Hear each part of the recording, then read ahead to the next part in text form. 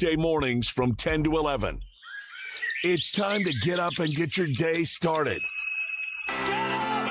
Get up! It's Sports 56 Mornings with Greg Gaston and Eli Savoy. Good morning, everyone. Good morning! Morning. Good morning. Good morning. On Sports 56 and 98.5 FM. The first hour of Sports 56 Mornings is brought to you by Old Dominick Distillery in downtown Memphis. Now, here are your hosts, Greg and Eli.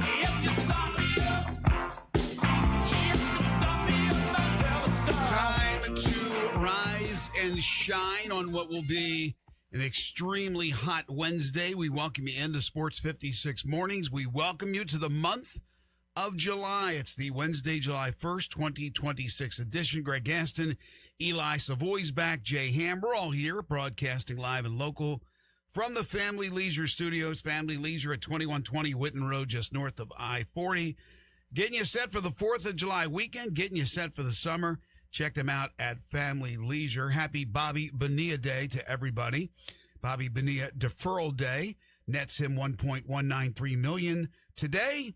And that contract still has 9 years remaining on the Bobby Bonilla deferral contract. It is unreal, but celebrate accordingly today for Bobby Bonilla Deferral Day. Right now, 77 degrees, but a feel like of 88 degrees. We're talking about a high temperature today that will be closing in on triple digits. 97 degrees today and tomorrow and Friday with a heat index that'll be scorching up around 110, and that heat will continue throughout the weekend. About a 25% chance of rain today, about a 50% chance Thursday, Friday, Saturday, Sunday. In other words, more than likely it'll be dry, but there's always a chance, especially with humidity, high humidity, that there is a pop-up shower. Hour number one of the program is brought to you by Old Dominick Distillery.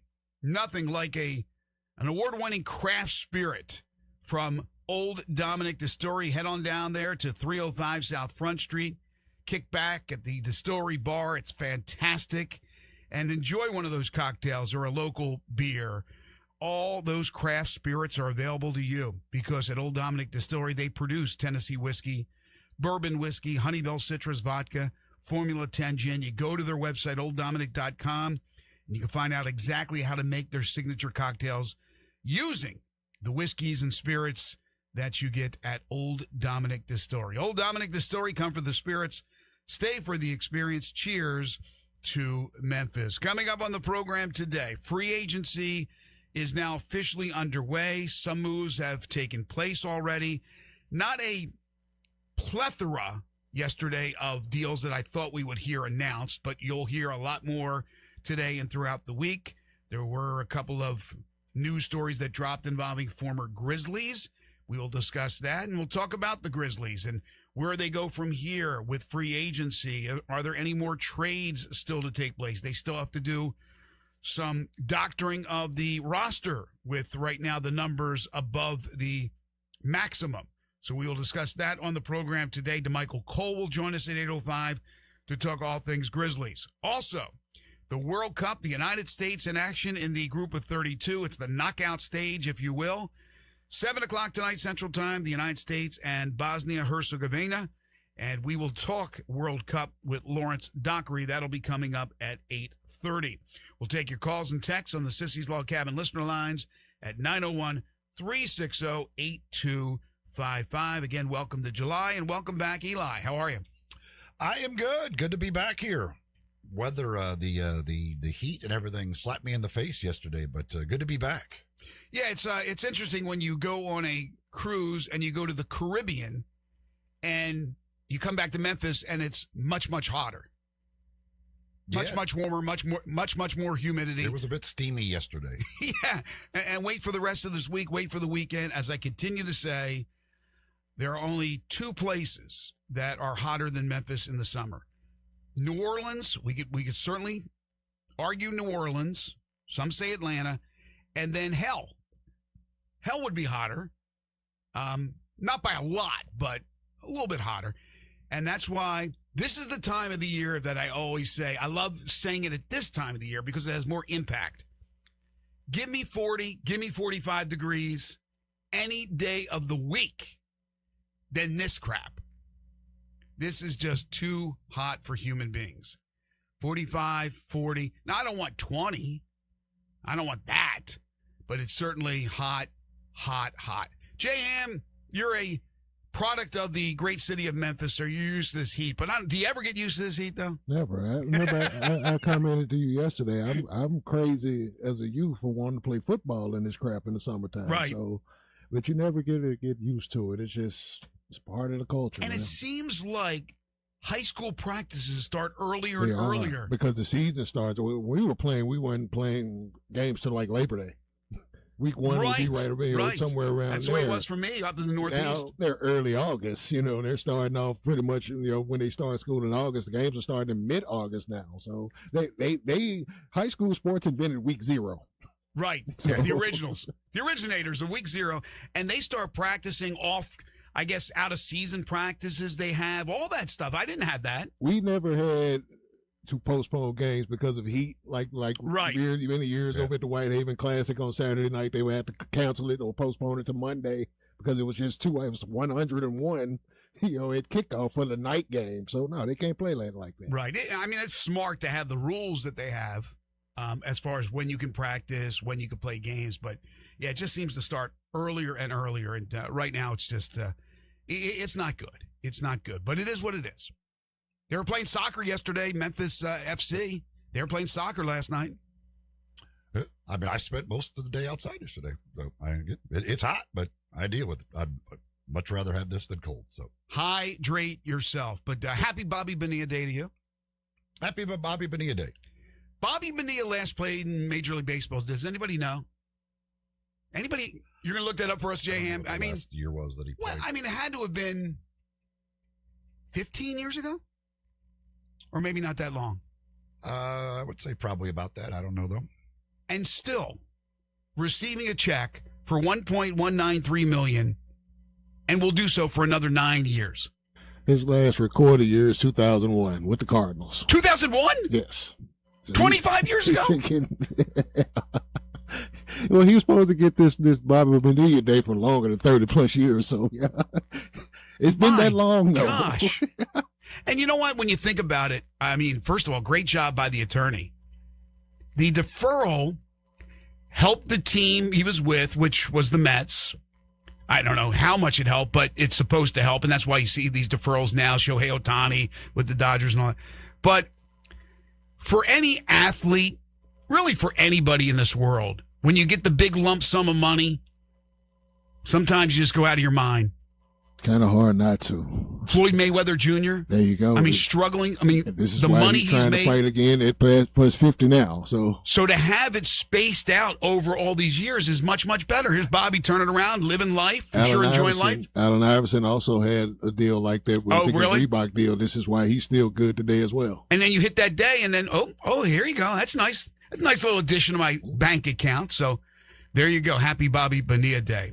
Well, Eli Savoy, you are back, and now you have an opportunity to give us your thoughts. We took a lot of calls and texts yesterday, obviously, and we'll continue to do so as the John Morant news won't go away quickly. People need to obviously move on, as we all do, with this new look Grizzlies team that is still being put together. But John Morant's off to Portland. I thanked him for his services. I wished him well. And we move on. But what did you think about what they were able to get in the form of Jeremy Grant and Chris Murray, and the fact that the showstopper, the must-watch television player, maybe the only one that Memphis has ever had in their history, is now gone? Yeah, it's. I mean, in the end, the whole thing is. It's sad that you think about where this team was last, basically a year ago, and the idea that at that point, the idea that Desmond Bain, Jaren Jackson Jr., and John Morant would all be gone is just crazy, insane to think of how this whole thing has turned. It's unfortunate that group, and Ja in particular, they were never able to achieve what they should have been able to achieve because of the injuries and other issues with him. Now, we've known this was coming, so we've had plenty of time to get ready for the idea that Ja was going to be gone. We knew that was going to happen. I was surprised, honestly, they were able to do the deal the way they did and not have to give up anything else to get rid of him. You talking about draft picks? Yeah, I mean, just any other asset at all. Well, there's a story out there. I don't know if it's true or not that they also threw in $1 million. Yeah, but who cares? Okay, well, that's not an asset for the future. That's $1 million. It's $1 million. I'll take it. $1 million. That means nothing. They're handing out $1 million over there on Union. That is not an asset that in any way hurts them in the future. Okay, I understand. And to get back, I mean, Jeremy Grant, while he's had his injury issues, he is a serviceable player who you can certainly put into your rotation, and if he's healthy, he will produce for you. Had a good year last year, really good year last year. Yeah, I mean, and because of that, and his contract becomes a very tradable contract, especially a year from now when that becomes an expiring deal, especially if he stays healthy this coming season. Because if he does, he will produce again. He'll score. He can flat out score. He can shoot threes. Like, he's a type of guy that, as a veteran, a contending team might want coming off their bench. So his deal becomes a very tradable deal as well. Chris Murray, whatever, he may or may not make the roster this year. We'll see as far as that goes. It hasn't panned out well for him in the NBA, but right. To get a serviceable player who has a tradable contract, not have to give up any future assets. To me, they came out very good out of this deal. Probably better than I would have thought they would have come out of the deal. See, I agree with that. And it's interesting because some of the reaction from the fans, even though they've been cautioned for a long time that they're not getting equal value for Ja Morant, it's not like some team's all of a sudden going to give them a king's ransom. So to be upset is a waste of time. You weren't getting the value of what Ja Morant was several years ago. You're getting the value of what Ja Morant is, unfortunately, right now. But that could all change for Ja, and a lot of us think it will change for Ja, which will be great for Portland or whatever happens the rest of his career. Now, sustaining that is a whole different question. But people are actually losing it that that's all they got. I'm with you. I'm thinking they got a guy who averaged just under 19 points per game last year. Yes, he's had his injuries. It wouldn't be a Grizzlies deal without bringing in somebody who has an injury history. And I think last year he was pretty healthy for the most part. I don't know how many games he ended up playing, but Jeremy Grant's a very good player. He was an Olympian. And Chris Murray, like you said, it hasn't panned out. Maybe there's still different scenery. Maybe he gets an opportunity. Maybe he doesn't get the opportunity with the Grizzlies. Maybe he goes somewhere else. But he just hasn't been able to shoot the three ball like it was expected when he came out of Iowa and was a first-round draft pick. But that's all I expected. I thought they were going to have to give up a first-round pick. I was saying the other day, you better not give up. Remember, Jay Ham? I said, you better not give up a first-round pick. And Kendrick Perkins was saying, and I believed him, that they were going to have to throw in assets. The Grizzlies were going to have to throw in assets for somebody to take Ja Morant off them. And it ended up where they didn't have to. So it's a clean break. Wish him well. Now let's see what the Grizzlies can do over the next few years. Look, anybody thinks they're winning 50 games this upcoming season, they're out of their mind. They got a long way to go. They got to figure out this roster. Then they got to add to the roster. I mean, next year they'll be in the lottery. I don't think there's any question about it. But if you stay healthy and the young guys continue to progress, Cam Boozer's the guy we think he'll be. Kareem Lopez shows up as that first-round pick he was. Then the future looks pretty good. Now we're seeing what's out there in the West, and teams are getting better and better. And then there's the teams that are already better and much better in the case of Oklahoma City or San Antonio than the Grizzlies. So the Grizzlies still have a long way to go. But the moves that have been made, what they were able to get for Dez and Jaren, what they were able to salvage for Ja, you knew they had to make a clean break from everything that was Gen X or Next Gen, whatever they called it. And now they have. So don't cry over spilled milk. Move on. Everybody has to do that. Yeah, I don't know. There were a lot of people out there who continued to try and act like, oh, maybe they won't trade him. Maybe he's going to. It was especially after the draft. They were didn't never. Take a point they guard. were always going to trade him. It was just if you could have whatever your thing was, like, you need to move on. You should have been prepared to move on because I tried to tell you a million times this was going to happen. They had made the decision last year during the season. They were done with Ja Morant. They made that decision. They were out of the Ja Morant business. And now that is official. And, now the big things become, can Zach Edey get healthy and stay healthy? What is Cam Boozer able to immediately step in and produce at a high level like people believe that he can? And then what kind of step does Cedric Howard make in year 2 for him? And that is now your, and I use air quotes, big 3 that you have going forward. And, if they do hold on to Ty Jerome, at least to start the season up until the trade deadline, if you've got Jerome, you've got Edey, you've got Boozer, you've got Coward out there, and we'll see who the 5th starter is. Maybe it's Grant, maybe it's Jalen Wells, who knows, whatever. That is not a horrendous lineup if those guys, Edey especially, and Coward, produce like we think they can, and the Boozer is the player that we believe he is. What's interesting is that I have read so many different things about the Grizzlies where some people, and I'm talking about the so-called experts, I'm not talking about just Joe Q public. Everybody has an opinion and is entitled to that opinion.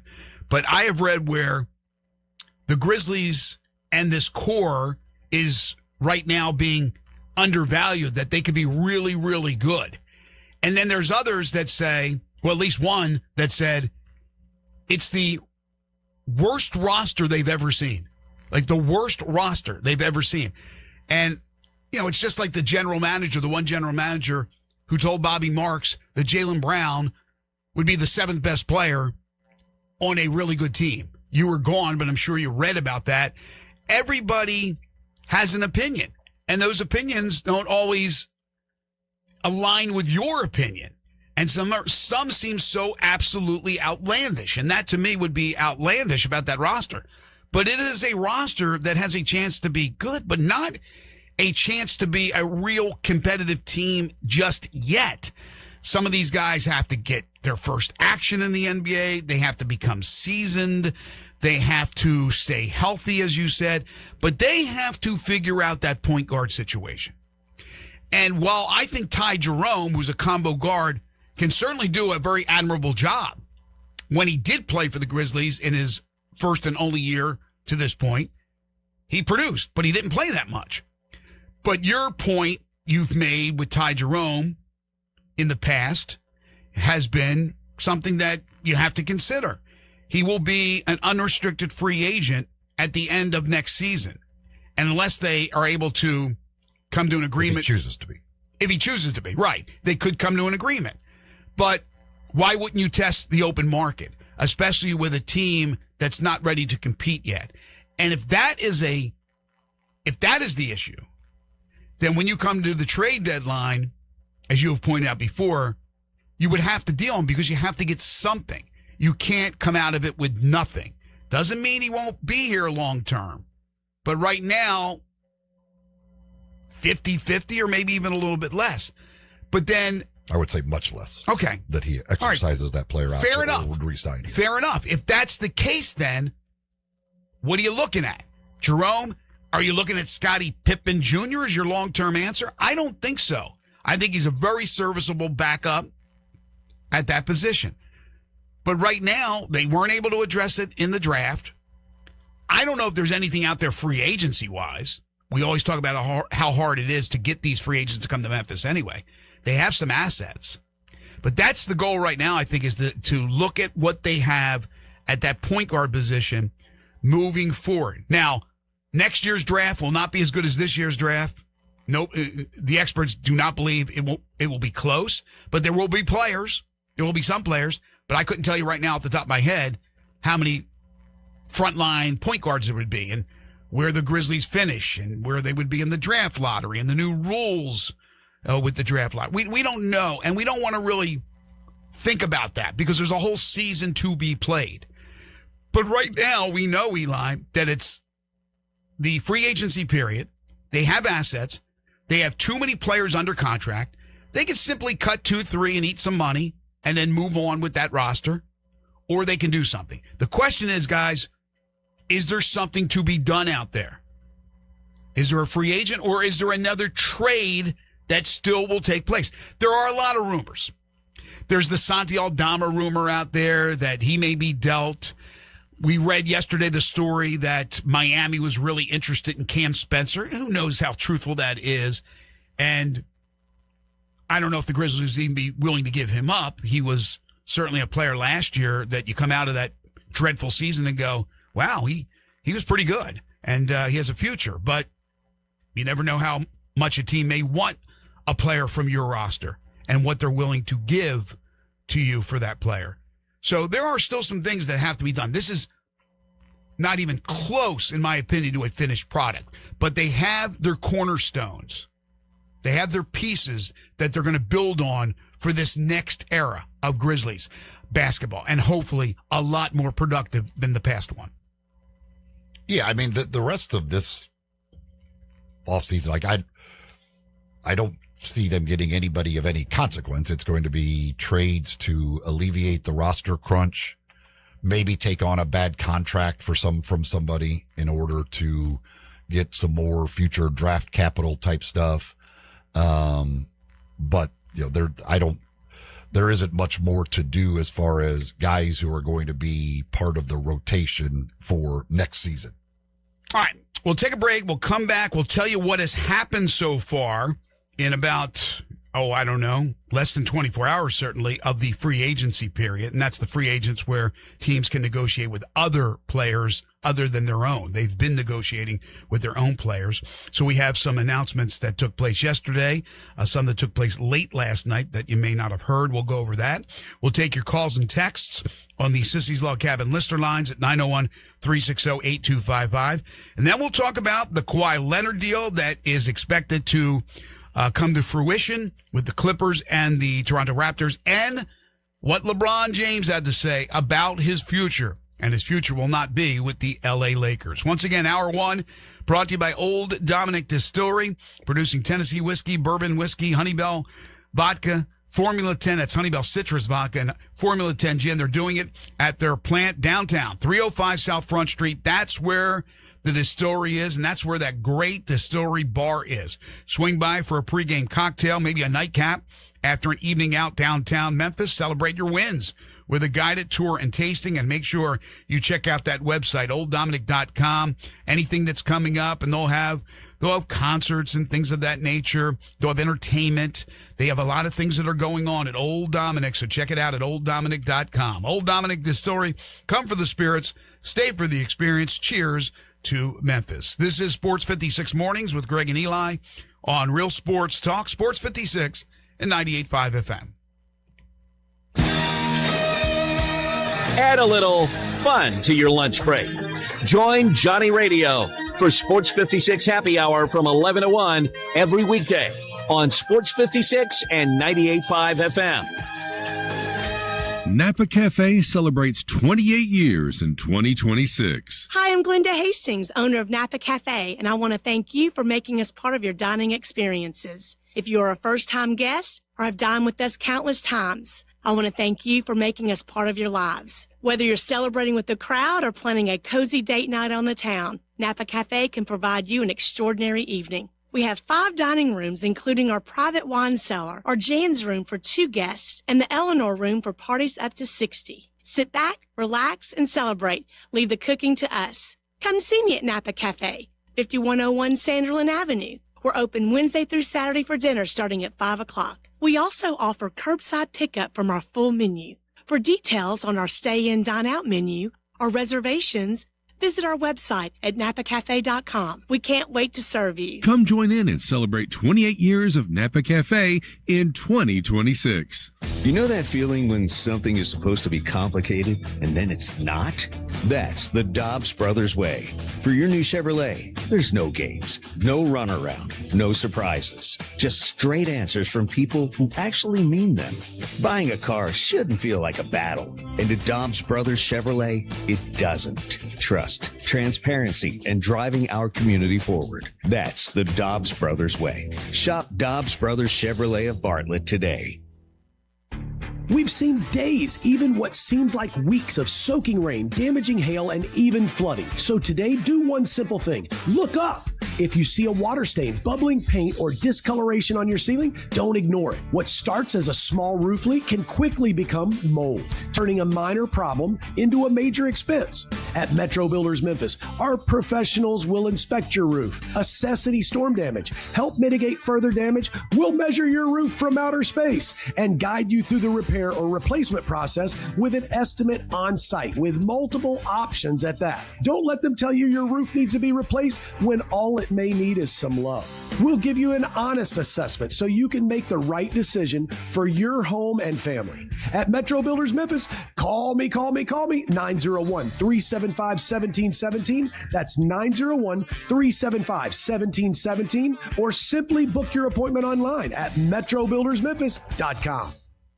Hey, Mid-South, I've got him on the line. The main man, Jason Marshall at Gossett Hyundai on the Pike. Hey, Jason, what's going on? Check this out, Randy. 2026 Hyundai Elantra SE, only $198.48 a month. 2026 Hyundai Tucson SE, $269.59 a month. Plus the 2026 Hyundai Palisade SEL, only $331.82 a month. Plus owner's assurance with America's best 10-year, 100,000-mile powertrain limited warranty. And don't forget, Elantra Hybrid, 550 to 594 miles per gallon on a single fill-up. Tucson Hybrid Blue, 521-mile total range. And Palisade SEL boasts total driving range of 619 miles. To come see me, the main man Marshall, where we're charging forward and charging less at Gossett Hyundai, 1956 Covenant Pike, or visit online at HyundaiGossett.com 24/7. Elantra TU 196.041, MSRP 24,110. Palisade SEL, stock number TU 106,409, MSRP 44,820. Tucson TH 744,261, MSRP 31,350. Includes all rebates and incentives. PF 895 excludes tax, title, and license. See dealer for complete details. Offer valid through end of the month with approved credit dealer stock only. Listen each and every Sunday morning at 10 a.m. and join Ottawild Presbyterian Church for worship. Ottawild is a PCUSA church located in Midtown Memphis. Sports 56 traffic. Good morning. More volume in the last few minutes coming up to South Memphis right now. 55 going northbound as you work your way up to Brooks, Elvis Presley. Lots of radar already out here this morning, especially in certain parts of Arkansas coming down I-40. Before you get into West Memphis, watch your speed. Lots of radar expected all week long. Hey, don't let a slipping transmission make things worse on your car or truck. Having transmission problems? Let them check out your vehicle today at Amco Transmissions. 2 locations to serve you here in Memphis. I'm Commander Chuck. You're on time traffic.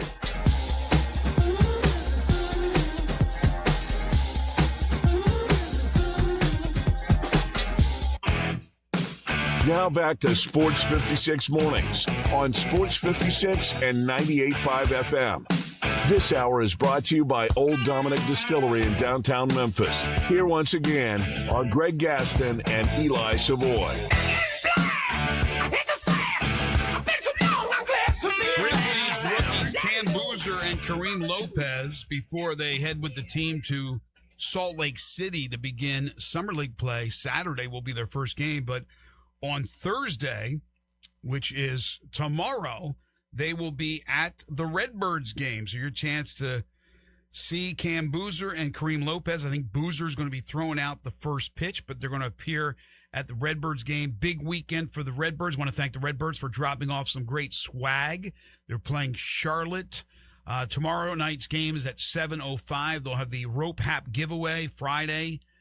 Post-game fireworks and the top hat giveaway. I love the top hat. You probably look great in the top hat, Eli. Looking for all red, white, and blue for America and our 250th birthday on Saturday. And then Saturday, they got the big fireworks show. It will be the largest, I believe, they've ever had.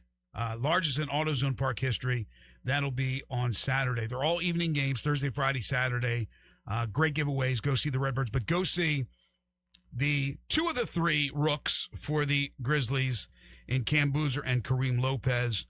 I don't think Richie Saunders is going to appear. He continues his rehab. I'm sure he'll be with the team, but he will not be playing in Salt Lake City. And then on to Vegas. The Summer League roster has not been announced yet, Eli, but the assumption would be that Walter Clayton Jr., I'm sure, who was a rookie this past year, came over in the Jaren Jackson Jr. trade.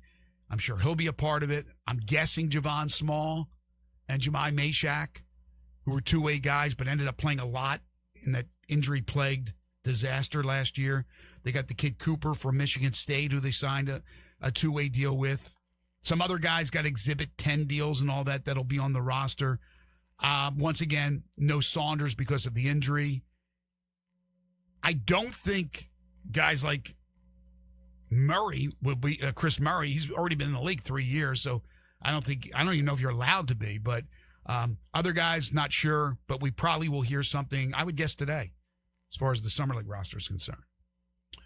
Yeah, the question I think really will be Cedric Coward, and if they want to try and do kind of with him what they did with Desmond Bain and others, trying to kind of give them a little bit of a different role for some Summer League action. Maybe to work with Boozer, that type of thing, maybe with Coward. Kind of work with Boozer. And to let him have the ball in his hands more. Trying interesting. Those Okay. types of things. Again, they did it with Bain, and then last year with who the hell was it last year that they did that with? But yeah, just kind Gigi? Was it Gigi? No. Was he last year? Trying to think of who that thing, but it's just, it gives them an opportunity to have a little bit of a different role, and again, not going to play a whole bunch, but play a few games out there, just to give them that experience and do some other things that maybe they haven't, been asked to do necessarily or had the chance to do, especially for a guy like Coward who missed that last year of college for the most part. So, just another opportunity to go out there and develop a little bit more. I think that's a good point. I think maybe he will be on that roster. And again, we'll probably find out later today. Okay, so free agency period, off and rolling. Not a frenzy yesterday, but we had a number of players that are changing locations. And now already this morning, and I want to make sure it's the real Shams. It is the real Shams, not the fake Shams. Reporting that John Collins has agreed to a 3-year, $51 million deal with the Detroit Pistons. So John Collins, who's bounced around now with Atlanta, Utah, he's headed to Detroit. Dean Wade goes to Philly. 4 years, $39 million. And now a couple of former Grizzlies on the move. Marcus Smart, after going to L.A. to play with the Lakers, is now headed to Houston. 2 years, $13 million. Of course, Houston will get Fred VanVleet back. They were a team that was a disappointment last year. I think a lot of that had to do with not having their point guard. Luke Kennard heading to Phoenix. So Matt Ishbia picks up a shooter, 2 years, $13 million. Tim Hardaway Jr. gets a 1 year, $6.5 million deal to play with Miami. Keon Ellis, former Vol, 2 years, $18 million with the Nets. So that's some of the deals. There were some other deals with players staying with their own teams, but some of the deals that took place yesterday or already this morning. Now, the big news yesterday, which has not been finalized yet, but is Kawhi Leonard heading back to Toronto. I think he's just skipping the country. I think he's getting out of the country because he knows what's coming. Kawhi Leonard to Toronto. Shams reporting the deal, when finalized, will send Brandon Ingram, Grady Dick, 2 first-round picks, 2 second-round picks, and a pick swap to the Los Angeles Clippers. Yeah, there's been a lot of talk that Kawhi could very well be on the move this offseason, and they make that decision. And Toronto, obviously, he's got a good history there in Toronto in the brief time that he spent yes, I there would say so. in bringing them that title. And that's a team that feels pretty good about where they are, and now adding a veteran piece with that championship experience and still a heck of a player. Makes them an interesting little player in the Eastern Conference. Does it bring Marc Gasol out of retirement? I don't think that's going to happen. Jay Ham, what do you think about what the Clippers are doing? They're obviously getting younger. They're bringing in some talent. They're bringing in a lot of assets for the future. Cleansing and rebuilding and going for Harden's it. gone. And they got a good base to go with. I mean, draft pick that they just got with Keaton Wagner. They got Darius Garland there. They would get Brandon Ingram, a bunch of picks. Ben Matherin's there. Ty Lue still the head coach. I like it. Yeah, Harden's gone now, though. Zubats is gone.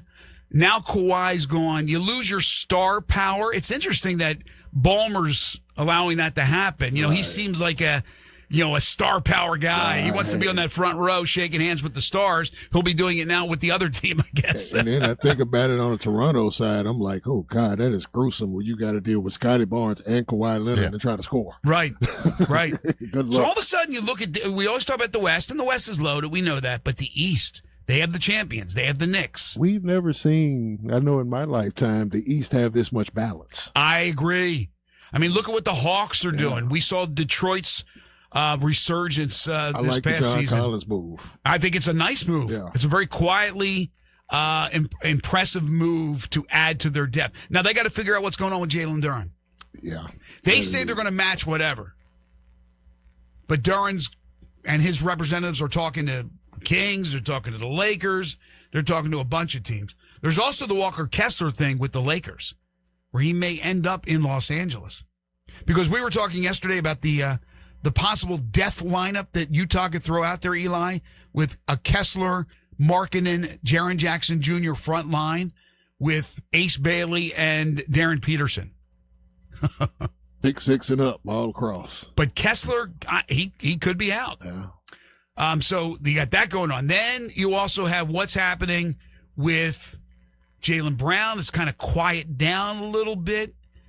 But LeBron is picked up because LeBron James is not headed back to Los Angeles. I am shocked. I'm wrong. I thought for sure he'd finish it up in L.A., but LeBron James can't go quietly. I mean, LeBron James, like I said, whenever he retires, if this is going to be the final year, it's going to be a lot of fanfare. They're going to have the rocking chairs waiting for him at every place he goes. And he's won everywhere he's been. But where is he going to end up, guys? That's a good question. We shall see. I thought he would end up back in L.A. just because of the money situation. So did I. The fact that they could pay him more. Obviously, there's all the Golden State talk out there. But, yeah, I don't know. Can Cleveland figure out some way to clear off enough salary where they could at least be able to give him something? There's the Miami conversation. I don't know. It'll be interesting to see where he ends up going out of this. And is it just, does he get a mid-level exception? What kind of money he ends up getting out of this as well? J-Ham, I thought there was no way he would end up back in the Akron area, back in Cleveland, but it could be full circle. I still don't think in the end it will be, but they're talking about, again, you got Harden there now with Donovan Mitchell. I don't get it. For him, it's going to come down to how much he's willing to accept and what his role is going to be. Because money's not the issue. It's more about contention. He wants to be on a contender with a chance to win. It's a few spots where they can make that fit, but they can make that fit basketball-wise, but financially, can they make it fit? Well, let's not talk about the financial situation for a second. Let's just talk about the fit. He's been a point forward. He's been with the ball in his hands for the most part. And then with Los Angeles, of course, you had Luka needed the ball. But now in Cleveland, if Cleveland doesn't make a move, you have Mitchell and you have Harden. Well, and they have the ball in their hands most of the time. If he can replicate the Paul George role in Philly for Cleveland, or for there's a number of teams that he can replicate that role for, they would be legit for them to go contend with that. I wouldn't be surprised at all if there's a team that out there that does that nobody's talking about right now. Right. Does some weird roster gymnastics and end up putting him with somebody else, whether that's like a Jaylen Brown or whatever, like makes some move and then brings him in and they pair them up. And I don't know where that might be, but I wouldn't be surprised if there's some team that pops up that's like, Oh, okay. Now I see what's South Haven. They could do South that. Haven. He ends up in South Haven with the hustle. They could do that, and there's an opportunity for them to sell tickets and contend, you know, in a spot like that. I was joking yesterday. I'm like, send them to Portland. Let's have some fun with that thing up there. Can you imagine? With all those guards with LeBron, with Diddy. Right. Well, here's the thing. With Portland, we talked about it yesterday. I'll ask Eli. They didn't get rid of any of those guards. I mean, they're going to roll with all those guards with Henderson and with Sharp as backups and then with Drew Holiday? Or are they going to start 3 guards with Dame and Ja? Is Dame going to be 100% at the start? I think so, because he missed pretty much a whole year and he got injured at the end of the playoffs. I still think Portland's got to do something. Absolutely. Right? How about LeBron and again, financially, I don't know where it all stands. How about him with Durant? Down in Houston with Marcus Smart. I think M.A. would like it.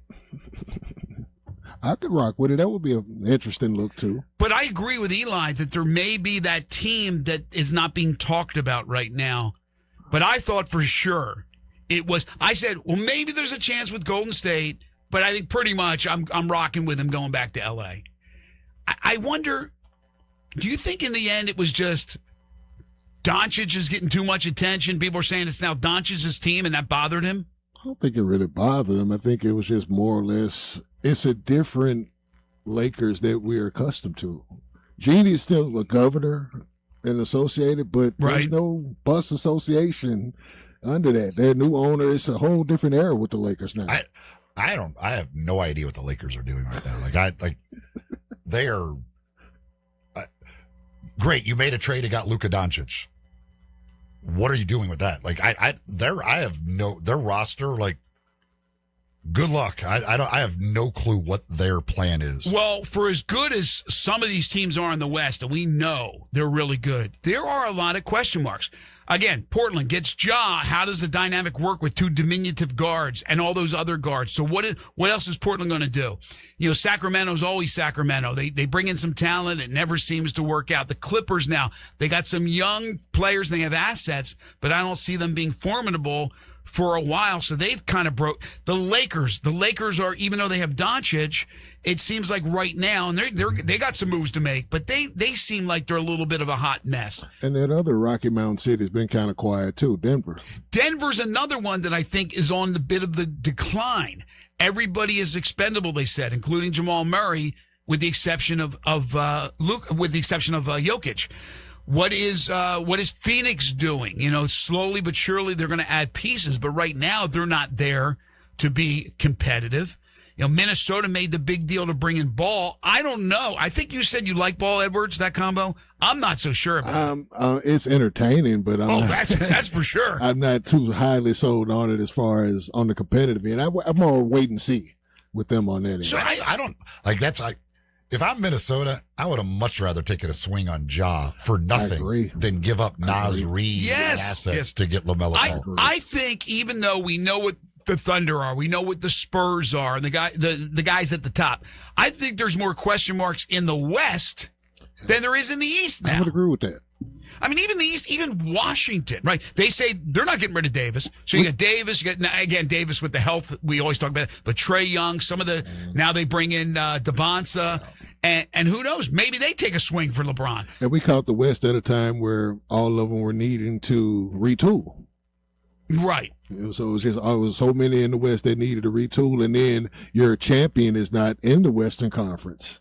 So that's even more teams that's looking to, kind of tweak and retool a little bit. Even, I will say even the Thunder, but not so much. They're just kind of moving bodies, and just moving along. The Thunder is just doing they're doing what the Thunder do. We're lessening our tax bill because these guys don't play for us. Yeah. And we need roster spots. Yeah. So we would trade the guys who didn't play for us in the playoffs and try and lessen this thing. The situation with them with Case and Wallace is going to be interesting to see what ends up happening there. Grizzlies fans are going crazy over Case and Wallace. But they are on Twitter. They want him. Oh, they like hoopers in Memphis. Oh gosh, I would love. It ain't gonna happen, but I would love to get Case and Wallace here. A couple of other notes. No surprise, Grizzlies did not tender a two-way qualifying offer to Ryan Rupert, one of their 700 players from last year. Also, the Bulls have waived Memphian Cam Jones, who was picked up in that trade from Indiana. So Cam Jones, unless he's picked up by somebody, which I think he will be, short-lived NBA career right now for the former Marquette product and the Memphian. Yeah, and whatever he did last year that he got, I think he got arrested or something like that prior to the Doesn't help, season. right? Kind of get him in a setback. Probably going to need to reflip it again and try to do it. Otherwise, he might end up winning overseas. Maybe he needs to get his shot on at Shoot 360 Memphis, where you can become a better basketball player all around, but particularly a better shooter at Shoot 360 Memphis, a revolutionary basketball training facility. It is the top tier as far as cutting-edge technology, coaching, gamification. It's the best you're going to see. It's all around the country, but here in Memphis with two facilities. Now, the original in Collierville, scaled down, but they do have the shooting bays with the Shoot 360 technology. Also, for all you volleyball players out there, this is the place to go.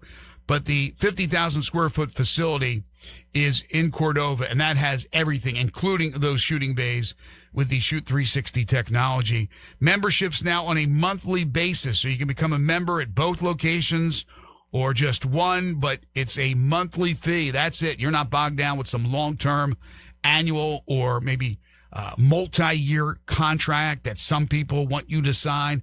That is not the situation at Shoot 360 Memphis. And on days like this, you want to be getting your shots up, but you don't want to be doing it outside. You can do it inside the comfort of Shoot 360 Memphis in Collierville and in Cordova. So call them today. Any questions you have, they'll answer them for you. Set up a tour, and they will gladly tour you around the facilities in Collierville, 85 Market Street. That number's 901-316-5500. In Cordova, Big Orange Road, 901-779-3176 for your children, maybe grandchildren, your nieces or nephews. You got a birthday coming up. You want to get them something that's a little bit different. Get them a membership to Shoot 360 Memphis. You're tuned in to Sports 56 Mornings with Greg and Eli on Real Sports Talk, Sports 56 and 98.5 FM. You have opinions? I think it's over. Of course you do. I don't think it's that simple. Everyone does. I got all the answers. Hit us up on the Sissy's Log Cabin listener line at 360-8255. Your home is your best investment, so why not make it the best it can be with help from Gates Lumber? Start with your front door, serving two purposes, curb appeal and security. Gates has solid construction doors built for security, durability, and beauty. See and compare wood, steel, and fiberglass options side by side at Gates Showroom. It's easier to choose when you can see and touch real doors with real assistance from knowledgeable staff helping you choose the right door for your home and budget. So don't just replace your door, upgrade your protection, and Gates Lumber is the right choice. Family owned and operated, serving you for over 100 years with free estimates, free delivery, competitive prices, and quality products. Call 901-942-3201, go to gateslumber.com, or come by their showroom, 1253 South Bellevue Boulevard. Gates Lumber, celebrating over 100 years with a passion for craftsmanship since 1920.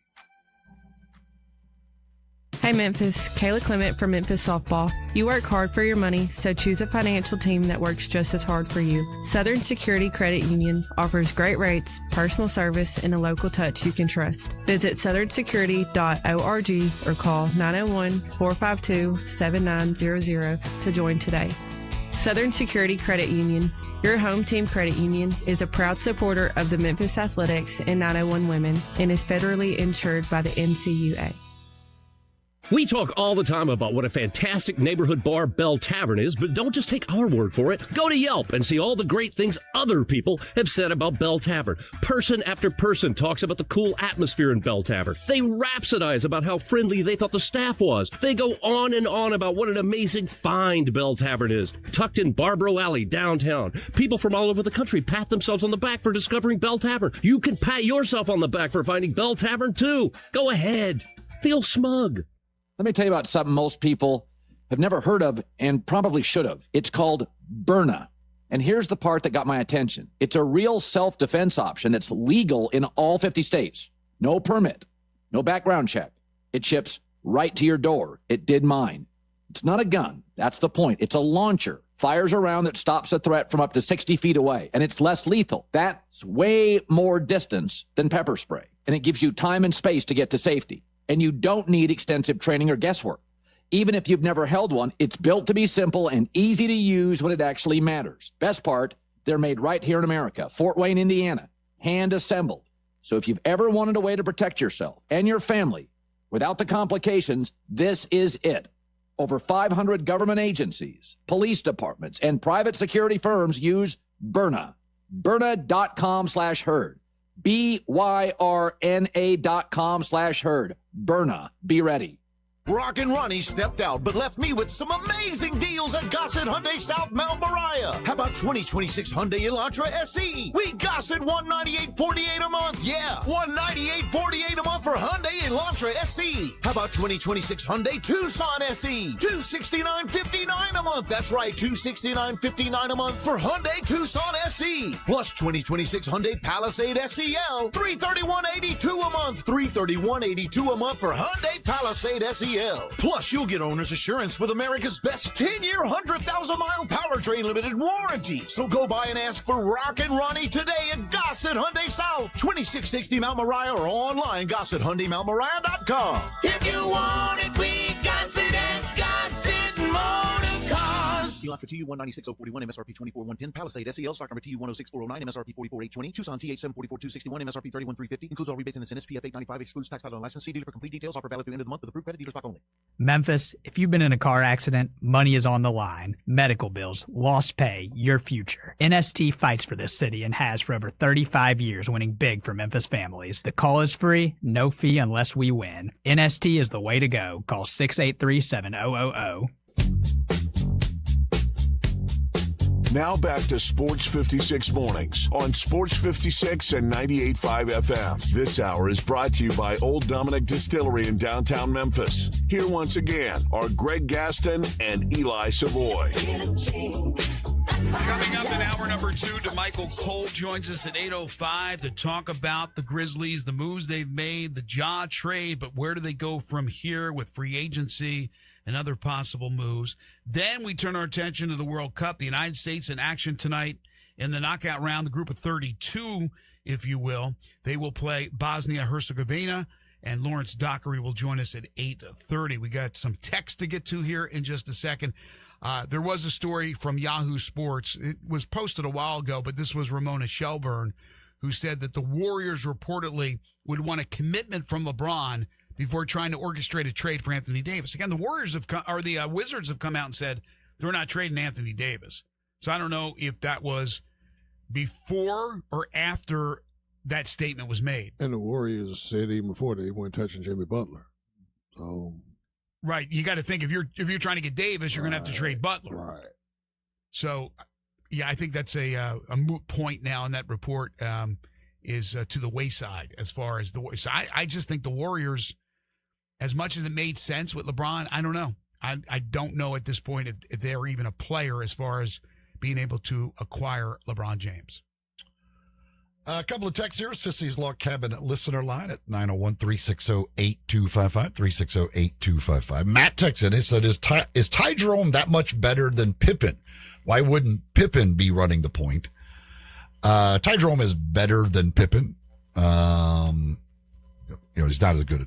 Pippen's a better defender, but offensively, facilitating everything else, I think Ty Jerome is somewhat better. But the Grizzlies are going to be looking at Pippen and Javon Small and kind of seeing what those guys are. Do you believe they could be a starting point guard for you if all of these other, because you're not going to be looking for that point guard to be the big time scorer with theoretically if all these other guys are what you believe they are. Are you talking about down the road or this year? For down the road and for this year at all. Yeah, I think Jerome's going to be their guy this year. I mean, again, we'll see what happens. Well, no, I know. That's what I said. But again, they're going to be looking at those other guys to see what they are. And then, because I still believe that Jerome will be traded this year. And then you can make this. Obviously, with Small, he's on a two-way deal. So if I do think they like Javon Small, but if they look at him and then they're going to have to put him on a regular deal, which again would take up another roster spot. We got all that down the road as well. But they'll be while keeping Jerome as your starting point guard, I think to start the year, they'll be looking at these guys to see is one of these guys a guy that we think could take over in the future and be a starting point guard in the league. Right, but to answer that question, yeah, Ty Jerome I think is a better player, but Scottie Pippen Jr. just he won my heart a couple of years ago. I thought he was brilliant, but I don't know about a long-term answer at the starting point guard position. By the way, and I know he's not in that mix, but how do you see Cam Spencer in the future for the Grizzlies? Do you see that role for Cam Spencer? Cam Spencer's not a point guard. If that's not a No. How do you see? I'm just asking about. But do you see? I think there's a role for him off the bench as a shooter and in spot minutes here and there. I don't think Cam Spencer's a 30-minute a night guy. Sure, neither do I. He's a guy that could come in and knock down shots for you when you need that. But you see him as a rotation player. Back into the rotation guy. Okay. Whether he's with the Grizzlies long term or not, I don't know. But I think in the league, he is a back end of the rotation guy who could come in and knock down some shots for you. Yeah, I agree. That's there's certainly guys around. We see like a lot of these initial free agent wave of signings is a bunch of shooters. Like teams will always be looking for shooting. 3-point. You see Kennard and you see Tim Hardaway Jr. and Wade and all these guys. These guys, if you're shooting around 40% from 3-point range on good value, you're probably going to have a role around the league. The Sam Merrills of the world who they're if you can stand at that line and knock down 3-pointers on a catch and shoot basis, there's going to be roles for you around the league. I agree with that. Raider Corey says, I'm so sick of LeBron always wanting to be the attention of the league. I can't wait until he's done. Yes, he's had an illustrious career, but as a superstar in all of sports, he's my least favorite. How long is he now going to milk this decision? He already knows where he wants to play. That's in Golden State with Steph, who is one of my favorite players to watch. Look, I agree wholeheartedly. I've said it a million times. It's not like I dislike LeBron, even with some of the disses to Memphis. It's just, it kind of plays that game where, it's not about the money and it's not about my legacy and about this. Yes, it is LeBron. I'm telling you, he's not leaving the NBA until he has that final tour with the grandfather clocks and the rocking chairs and all that stuff. That's LeBron. He needs the attention.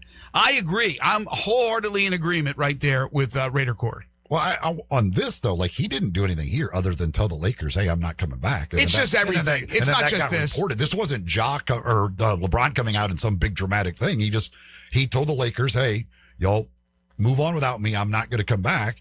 That gets reported and it becomes a huge thing and it's talked about everywhere because it's LeBron James. But this wasn't him seeking attention. It's not just this. It's everything. He is an attention seeker. He has always been an attention seeker. He doesn't have to seek it. Yeah. He's LeBron James. True. But he's an attention seeker. That's the thing. Like any of these guys, whenever he does anything, they constantly get talked about. That's not necessarily him seeking it. That's just the Dallas Cowboys don't seek attention from ESPN. They just happen to talk about him every single day. He's a superstar doing superstar stuff. But I'll tell you this. I've always liked him because now it may have happened, and I've been in the locker room a couple of times with him, the gangbang interviews, but I've seen other interviews. I don't think he disrespects people or disses people. He answers the questions, maybe sometimes a little bit shorter than other answers, but I think he's a stand-up guy for that part. And for that part, I respect him. Look, I'm a Michael guy. I'll always be a Michael guy. But I got to give my props to LeBron for what he has done in his freaking career. Just the playoff games he's played is a couple of other seasons, isn't it? I mean, he's played so many damn games. You got to give him the credit, but he's one of those guys where you're either team LeBron or team Michael, and there's no middle ground. But I'm in agreement with Corey. Any more texts? Nope. Okay. All right. We'll take a break. When we come back, looking forward to having DeMichael Cole on now that the draft has taken place. Free agency is underway. We'll have a lot of fun with that. And then, as I mentioned, we'll talk Team USA in action tonight, 7 o'clock from out at Santa Clara. That's the home of the 49ers. That's where they'll play their match tonight against Bosnia-Herzegovina in the round of 32 in the World Cup. Sad news from the world of entertainment. Victor Willis has passed away, the lead singer from the Village People, at the age of 74. And yes, believe it or not, I was into disco back in the day, And yes, there were a lot of dances to Village People songs. I'll admit it. It's just the way it was in Jersey when I was growing up. You're tuned into Sports 56 Mornings with Greg and Eli on Real Sports Talk, Sports 56 and 98.5 FM. Join the voice of the Tigers, Dave Woloshin, for Wolo and Friends. Weekday mornings from 10 to 11 here on Sports 56 and 98.5 FM. Staples presents Celebrations Made Easy. I was throwing a party for the twins and had custom invites and a banner printed at Staples. And that's when I saw Party City is now at Staples. Party City? No way! So now Staples has all your printing needs and everything you need for a party. Everything times 2. And now at Staples, save 25% on all custom banners. Party City is now at Staples. That was easy. Shop Staples in-store, online, or on the app. Some banners available same day when ordered by 12 p.m. Ins 8-1 exclusions apply. You know, sometimes I wish I had a gun. Well, I'm armed, but before I bought one, I still went to Top Gun Academy to learn to protect myself without a gun. How is that possible? Top Gun's personal protection training. It's perfect if you want to protect yourself without firearms. I don't know. And it's perfect if you feel the need to carry a gun for self-defense, because the last thing you really want to do is shoot. That is scary. Not at Top Gun. It's very comfortable, and you learn to load, handle, and shoot a handgun safely. Protect yourself. Go to Top Gun Academy. They're at 2770 Witten Road. Hi, this is Troy Five-Ash, owner of Five-Ash Roof Services. I wanted to take a minute and discuss advertising with you. There are so many websites that list the best service provider in your area. Even the BBB has an accredited list. You know the one thing they all have in common? A company like mine has to pay to get on that list. So that begs the question, can those lists be trusted? You know what can be trusted? History.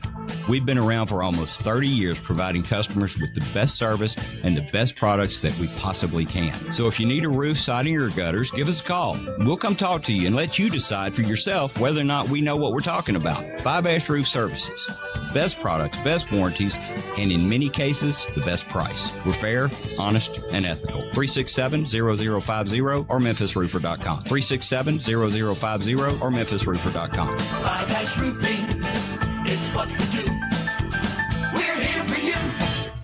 Do you know one of the best things you can do for your employees or family's health? Provide Arctic Clear bottled water. Arctic Clear bottled water is your locally owned and operated bottled water provider. Arctic Clear is 100% natural spring water with free delivery and setup, dependable service, and no long-term contracts. What an easy choice. Call Jeff Manus today, 901-382-2363, or visit arctic-clear.com. Arctic Clear bottled water. Call now, 382-2363. That's 382-2363. K4TE 349,980, MSRP 24,825, Sorrento TG 453,494, MSRP 32,280, Telluride VG 005,288, MSRP 44,510, includes all rebates and incentives, VF 895, must minus through KFA, excludes tax file and license with approved credit dealer stock only. See dealer for complete details, offer valid through 6/30/26. Hey, I've got him on the line, Jeff Allen over at Gossett Kia South, and it's the summer sticker sales event going on right now. Hey, Jeff, tell us about it. Listen to this, Randy. I've got a 2026 Kia K4 LXS at $229 a month. 24-month lease, $34.99 due at signing. 2026 Kia Sorrento LX, $297 a month, and a 2027 Kia Telluride S front-wheel drive, only $449 a month. Both 24-month lease, $39.99 due at signing. Plus, you'll find the all-new 2026 EV9, $12,000 off MSRP, or get 0% for 60 months. And every Gossett Hyundai comes equipped with Kia's 10-year, 100,000-mile powertrain limited warranty. So whether you live in Horn Lake, South Haven, Olive Branch, or Memphis, you'll be happy at Gossett Kia on Mount Moriah. Sports 56 traffic.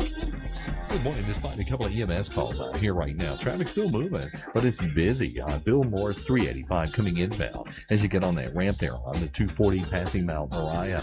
Heavier traffic just in the last 15-20 minutes southbound. 51 out of Millington right now as you come down through Woodstock. Hey, don't let a slipping transmission make things worse on your car or truck. If you're having any kind of transmission problems, let them check it out at Amco Transmissions. 2 locations to help you right here in Memphis. I'm Commander Chuck. You're on time traffic.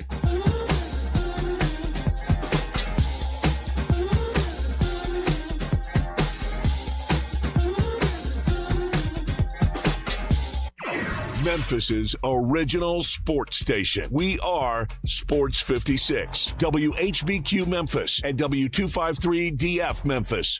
Now back to Sports 56 mornings on Sports 56 and 98.5 FM. This hour is brought to you by James Gaddis Jewelers. Genuine diamonds, baby. Here once again, Greg Gaston and Eli Savoy. Welcome back, everyone. Welcome in. If you're just tuning in to the program, 8:05 the time on this Wednesday, July 1st, 2026. Greg Gaston, Eli Savoy, Jay Ham with you. Live and local, we're broadcasting from the Family Leisure Studios. Family Leisure located at 2120 Whitten Road, just north of I-40. Right now, 80 already feels like 95. Wow. It is going to be a scorcher just like it was yesterday and will continue throughout the week and through the weekend. 97, 97, 97, 96, and 95 from today through Sunday. And that doesn't count the heat index, which will be not only triple digits, but we're looking at around 110. So be very careful out there. Make sure you're hydrating if you're outdoors and taking care of yourself. We got a lot to get to here in hour two. We got two guests, including one that joins us every single week. And can't wait to talk once again about the Grizzlies and John Morant with our good buddy, DeMichael Cole. 2 watches, that's 12. Come through and slam on you. I'm in the air. Before it's all said and done, It's time to talk some Grizzlies basketball. Joining Greg and Eli is DeMichael Cole, Grizzlies beat writer for the Commercial Appeal. Here's DeMichael with Greg and Eli. He is the outstanding Grizzlies beat writer for the CA, the co-host of the Locked On Grizz podcast. He is DeMichael Cole. You could follow him on Twitter at DeMichaelC. He joins us every single week at this time right here on the program. Good morning, DeMichael. Good morning, guys. How we doing? DeMichael, you're going to officially have to choose a new song now, a new walk-up song. Oh, yeah, definitely. Yeah, we got to out with the old, in with the new. So, yeah. I don't know if there's any Cam Boozer songs out there. We'll have to see. You got to give him some time. Let it marinate a little bit. If he gets off to a good start in Memphis, he'll get a couple. Yeah, he hit it right on the head right off the bat there. Out with the old, in with the new. And look, we've all talked about Ja, whether we've done it on social media or here on the program, and what he meant to Memphis as far as really putting Memphis and the Grizzlies on the international map and all that stuff. 7 years, couple of all-star appearances, great start. Unfortunately, a really, really sad finish, and now he's in Portland. So we move on from there. But I guess I want to open with my question to you about what they were able to get in return. With all the horror stories, and while they didn't get the value of Ja from his first several years in the league, they didn't have to give up assets as far as draft picks and all that. They got a couple of guys, especially one in Jeremy Grant, who's been very productive in his career. What did you think overall, DeMichael, of what they were able to get for Ja? I mean, I wasn't too surprised. I think that was kind of the going price, kind of at this point. Mm-hmm. And I know we had talked about on here how they weren't going to get what they got for Dez. They weren't going to get what they got for Jaren. And another thing that we had talked about was, the contracts will be kind of important in this. And with those contracts, Jeremy Grant has a player option after this year, and Chris Murray, it's not a big contract. You can potentially move off of him rather easily, so to speak. So I think all things considered, you got a player who, in Jeremy Grant, athletic, 4'6", 6'8" guy, who's been on some good teams, in his career, particularly when he played, in Denver. I believe he had a really good season in OKC as well. With that squad, but and he was good when healthy in Portland. Health has been a thing for him over the last 4 or 5 seasons too.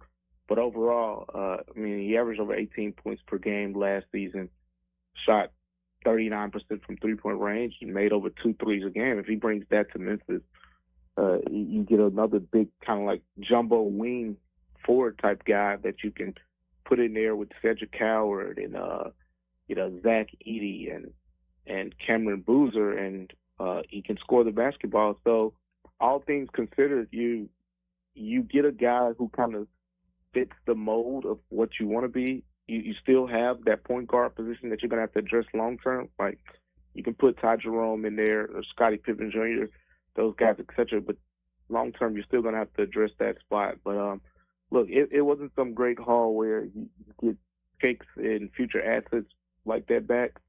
But more than anything, I mean, we were talking about it, but this was an example of just how devoted the Grizzlies were to moving Ja Morant. Were you surprised that it was Portland? They weren't a team that came up much, and they had so many point guards. I don't think anybody really thought about them. How surprised were you that Portland was the place he ends up going?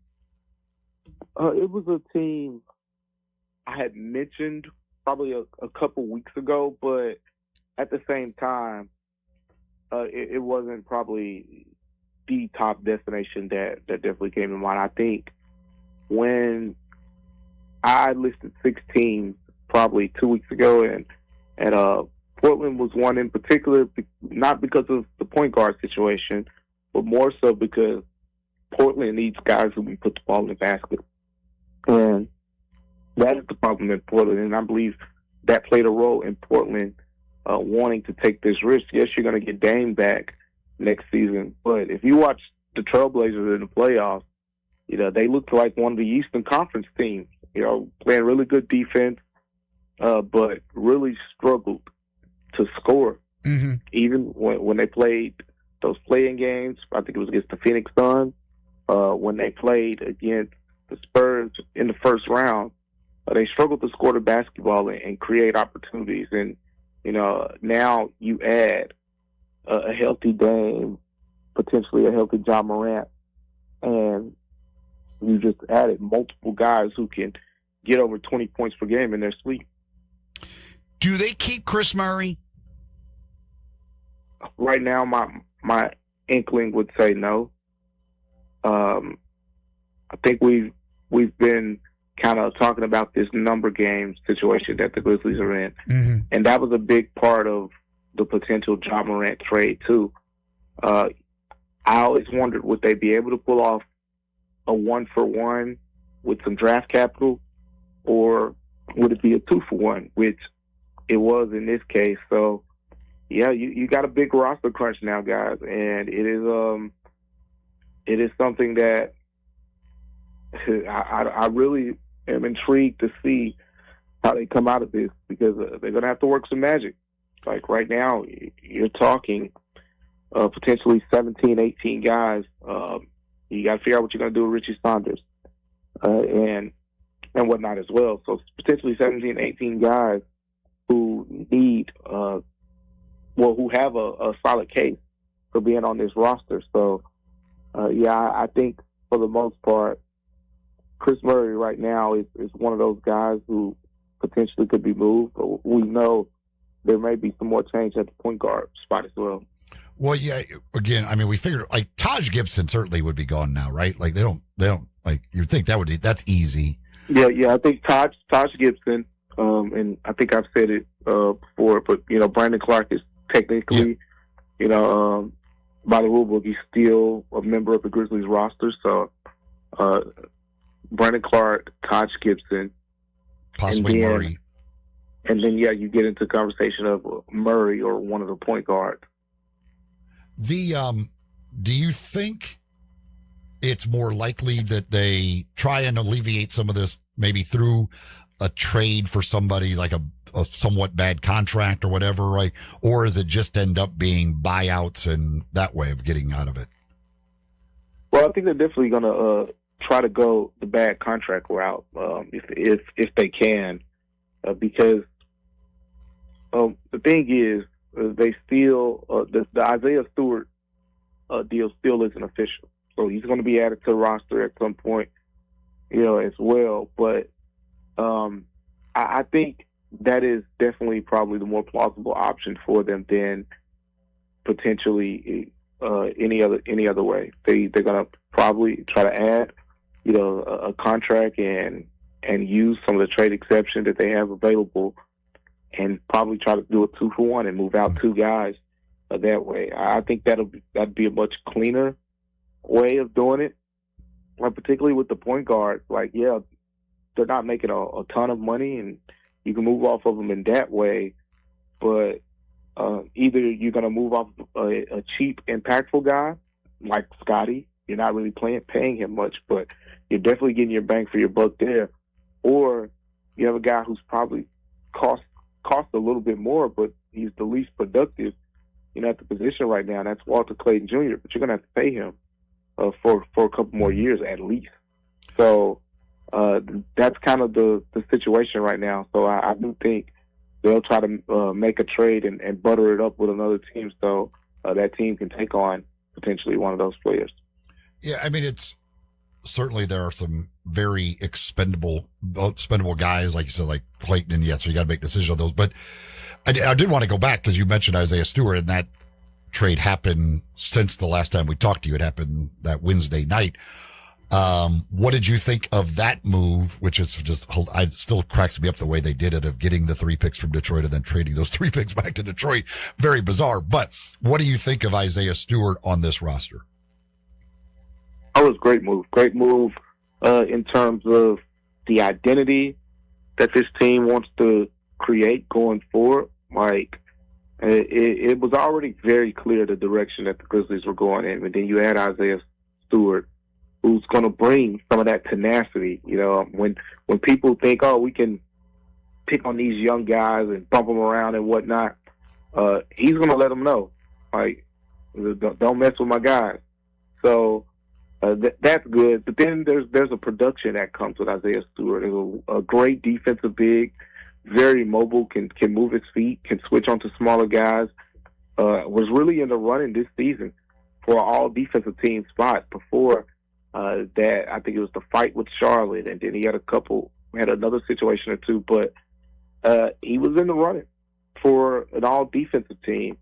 So that's another reason why. So you get that dog, right, that the team has been kind of clamoring for, a guy who could have been an all defensive player, and then contract wise you have a club option after this season. So you kind of protect yourself. Mm-hmm. Whereas if he plays well, you pick up the team option, and everything goes forward until the 2028-29 season. But if he doesn't play well and it's clear, okay, this is just a 1-year thing, guess what? You decline the team option and you move on. No harm, no foul. No harm, no foul. So I really like the move, and quite frankly, it made me feel a little bit better about what they did and getting Kareem Lopez, because I wasn't a fan of that pick. But when you pair it with the idea of, hey, in order to get Isaiah Stewart, you had to trade down and get Kareem Lopez, then I'm a little more okay with it. DeMichael Cole joining us on the Sissy's Log Cabin guest line. Okay, I want to get into the point guard in a second, the point guard question. But free agency, is there a player in free agency that you think the Grizzlies are going after and will acquire, or will be quiet when it comes to the free agents? It's going to be pretty quiet. Maybe they'll get in on a player or two at some point, but it's going to be really quiet on the Grizzlies end. I think right now, look, one, there's the roster crunch. They have to figure out what they're going to do with a lot of these guys.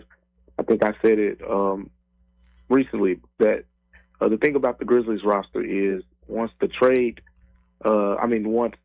agency gets here, the trades are going to kind of be their way of being active during free agency, and we've already started to see that play out. So they're not done willing and dealing. You're going to see some more Grizzlies moves here, but I think that dictates everything. And if we see the Grizzlies able to move off a couple of these guys, maybe they do throw themselves in the conversation for potentially, another big or another wing or something like that. But as of right now, I wouldn't expect the Grizzlies to be some big player in free agency. All right, fair enough, and I would agree with that. But as you said, trades, obviously there's decisions to be made with the amount of players they have on this roster, but there's the big question mark about the point guard, and maybe there is a trade out there that would land them a point guard. If not, Do you think, and Eli's talked about this with Ty Jerome, where he can become the unrestricted free agent next year, that if you go with Ty Jerome, who's more of the combo guard, as you know, but can run the point, if he's running the point, then all of a sudden you get to the trade deadline, and then you're worried about losing him for nothing. You're going to look to trade him, and then you're still in a bind. Or do you roll with a Scottie Pippen Jr. and then have Ty come off the bench? Where does Javon Small kind of come into play if he does it all? What are your thoughts on what they do with that most important position of point guard? Well, they want to give the young guys an opportunity. That much is clear, right? They have some guys on this roster where it feels like we want to give them a fair chance to see what they have. Now, some people would say, oh, they got the whole second half of the season.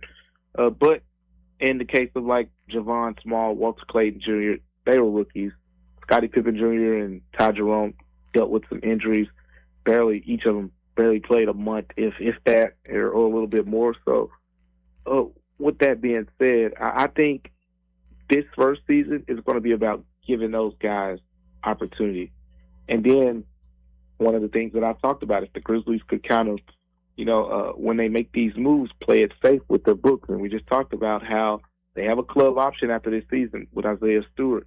So you put yourself in a situation where you can kind of almost test trial the point guard position this upcoming season. And then if someone emerges, because in a very small sample size, Javon Small was solid. He just didn't always get the minutes or didn't always play because of the two-way contract. Ty Jerome was really good, right? You're talking about basically 20 points per game in like 21, 22 minutes when he was out there, and while also making some good passes here and there.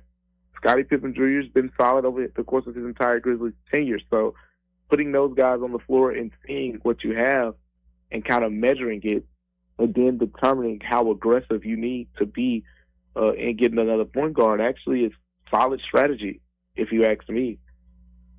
Yeah, that's exactly what I said earlier. You look at those two guys, and then Therick was Small. If you end up trading Jerome at the deadline, that's about time you could convert Small over to a regular deal, and you can move from there. KCP, do you see could they buy him out? Do you think? It's a lot of money. I think it'll potentially be an option, and I think it's no secret. This isn't Kentavious Caldwell-Pope's favorite place in the world to play at this point. But yeah, it's definitely, I think, going to be something. Again, we talk about the numbers. That is something that may potentially come into play at a point. Maybe it's something that the Grizzlies look more into when you get to the second half of the season, because it's hard to envision him having a big role on this team. I mean, you just talked about all the point guards, but you also have some young guys in that point guard group who are going to play minutes at the two. I would envision that being the case with Scottie Pippen Jr., Ty Jerome.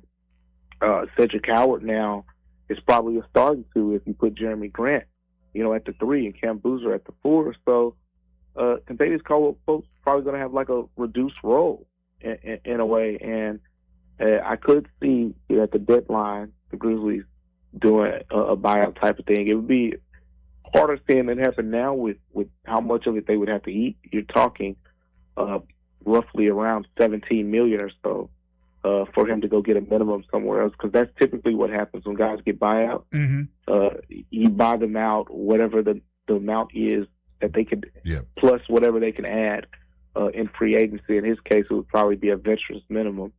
So you're talking probably $17 million buyout, which would be a significant number. And then what about Taylor Hendricks? Like, to me, he doesn't seem to really have a spot. Yeah, that's one of those guys.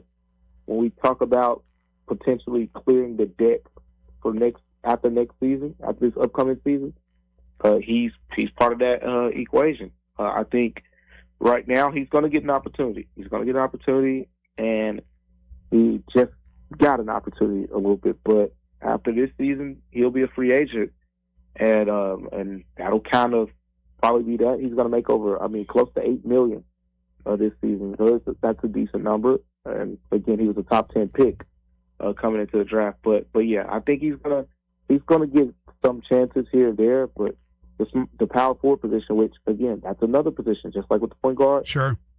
Santi Aldama, there's been a little bit of buzz there, not as much as Ja, of course, but I wouldn't consider Santi Aldama safe by any stretch of the imagination with where the Grizzlies are right now. I agree with you. Last thing real quick, Eli brought this up. I didn't even think about this, but the Summer League team, and they start this weekend, will be, I guess, announced maybe even today, and you kind of know who's going to be on there, but he said maybe Coward? Is Coward going to be on the Summer League team? Do you see them doing with Coward what they've done with like Bain in the past, what they do with Jalen Wells, just kind of giving him a different role, let him have the ball in his hand type stuff?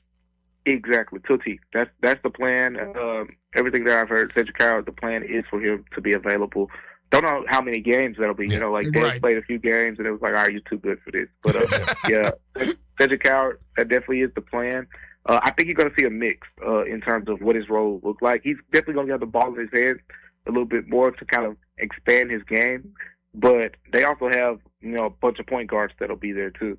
In Jamar Meshack, Javon Small, Walter Clayton Jr. So it'll be interesting. But yeah, Cedric Coward is definitely expected. Barring some changes that I haven't seen, but my talks with him, people around the team, Cedric Coward expected to play Summer League. Are you going to Salt Lake? Are you just going to Vegas? You going to neither? What's your schedule?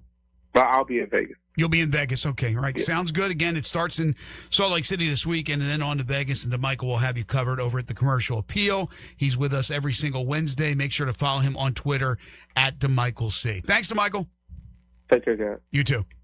He either is very, very tired or he's kind of depressed about this roster. He sounded not real thrilled about it. I'm going to assume he's tired. Hey, I'm thinking that he's tired and then there's no direction. I'm not sure which direction we really are going. I know. I'm thinking of like, oh my gosh, he sounds a little, and he's never like that, but I'm just like, oh no. I mean, maybe this roster will be the worst roster ever put together, or somebody said, but I don't think so. I don't think that'll be the case. Hour 2 of the program brought to you by James Gaddis Jewelers, 4900 Poplar between Mendenhall and St. Nick, and on the web at gaddisjewelers.com. Your bridal engagement and anniversary jeweler headquarters. I know there'll be a lot of people popping the question later on this summer, this fall. You want to make sure you have a beautiful diamond engagement ring, and they have them for you at James Gaddis Jewelers, whether it be the natural earth diamonds or even the lab-grown diamonds. They make sure they have a price point to suit everyone's budget. All their diamonds are independently graded and certified. Look, they do everything. They go the extra mile because they know there's a lot of competition out there. So whether it be a diamond engagement ring, whether it be a wedding ring, personally designed wedding sets, whatever the case may be, James Gaddis Jewelers they have them for you. I want to say they have the market cornered, but I'm biased. James Gaddis Jewelers, 60 years in the business, but also for birthday gifts and graduation presents and anniversaries and whatever the occasion may be. They have beautiful watches and necklaces and earrings and pendants and bracelets and all the birthstones as well. And they're always adding to their collection with the antique and vintage jewelry. So go check them out today, right there in the heart of East Memphis at 4900 Poplar, on the web at gaddisjewelers.com. Open Monday through Friday 10 to 5, Saturday 10 to 4. Closed on Sunday. It's James Gaddis Jewelers. We're talking World Cup with Lawrence Dockery when we return. This is Sports 56 Mornings with Greg and Eli on Real Sports Talk. Sports 56 and 98.5 FM.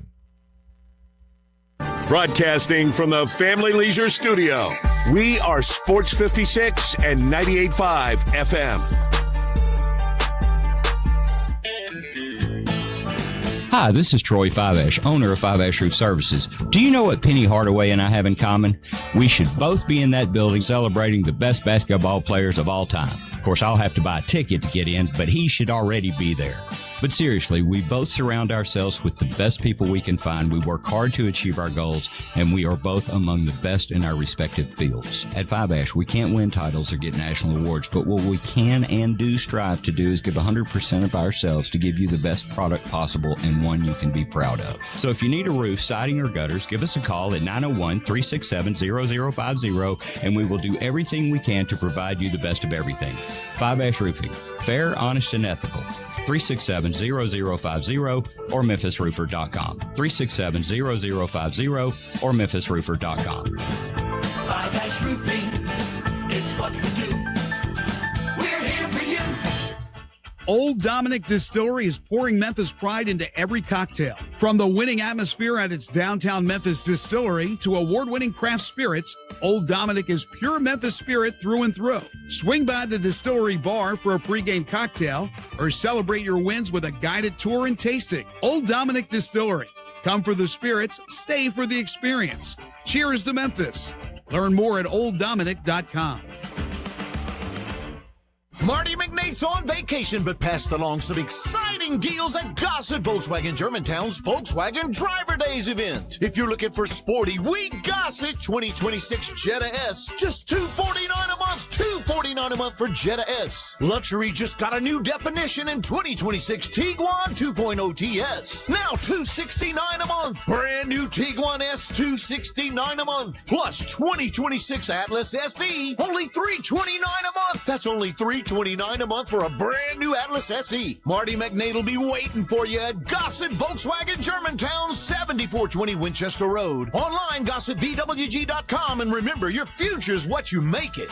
If you want it, we got it at Gossett Motor Cars. Atlas TC 564,681, MSRP 41,911, Jetta TMO 312,217, MSRP 25,791, Tiguan TMO 43,763, MSRP 32,881. Includes all rebates and incentives. Must be financed through Volkswagen Credit PF 895. Excludes tax title license with approved credit. See dealer for complete details. Offer in 6/30/26 dealer stock only. Napa Cafe celebrates 28 years in 2026. Hi, I'm Glenda Hastings, owner of Napa Cafe, and I want to thank you for making us part of your dining experiences. If you are a first-time guest or have dined with us countless times, I want to thank you for making us part of your lives. Whether you're celebrating with the crowd or planning a cozy date night on the town, Napa Cafe can provide you an extraordinary evening. We have 5 dining rooms, including our private wine cellar, our Jan's room for 2 guests, and the Eleanor room for parties up to 60. Sit back, relax, and celebrate. Leave the cooking to us. Come see me at Napa Cafe, 5101 Sanderlin Avenue. We're open Wednesday through Saturday for dinner starting at 5 o'clock. We also offer curbside pickup from our full menu.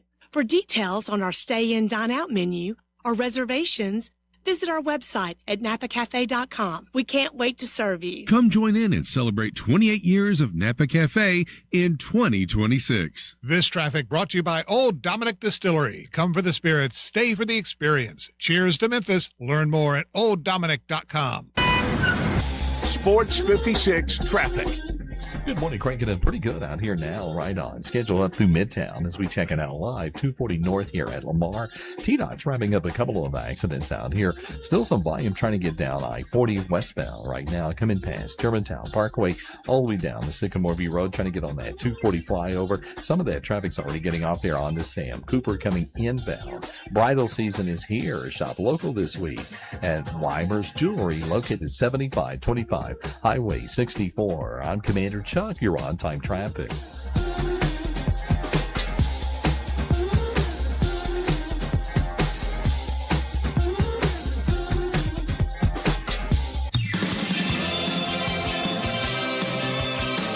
Now, back to Sports 56 Mornings. Isn't it a lovely morning? On Sports 56 and 98.5 FM.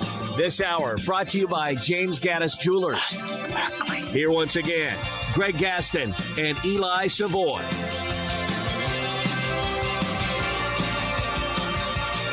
The World Cup has been, in my opinion, absolutely sensational. I think the storylines from the different countries that we're learning are tremendous. And, of course, being played here on our home soil and, of course, also in Mexico and Canada is great as well. And the United States playing some pretty good soccer, that doesn't hurt either. Tonight, round of 32, knockout stage. They will take on Bosnia-Herzegovina. And here to talk about that and everything else World Cup-wise is our soccer insider, Lawrence Dockery, writer for Beyond the 90, host of the 901 Soccer podcast. And he's been all over the place covering the World Cup. You can follow him on Twitter at LDoc93. You back home right now? No, as a matter of fact, I'm in the press box in Atlanta getting ready for England and Congo in a couple of hours. Oh, wow. Look at that, man. You're having the time of your life, aren't you? Yeah, it's been a blast, but all of the traveling to and from home it's starting to wear on me just a little bit. Wait a minute, you're not enjoying our great country like all the foreigners seem to be doing? Well, I've enjoyed it before, so once you've done it several times, the new kind of wears off. Absolutely. Well, it has been great. I know you're going to have a fun time today, too. Before we dive into the big match tonight for the United States, what has happened so far in the knockout stage, quick question for you. You're a longtime soccer referee as well.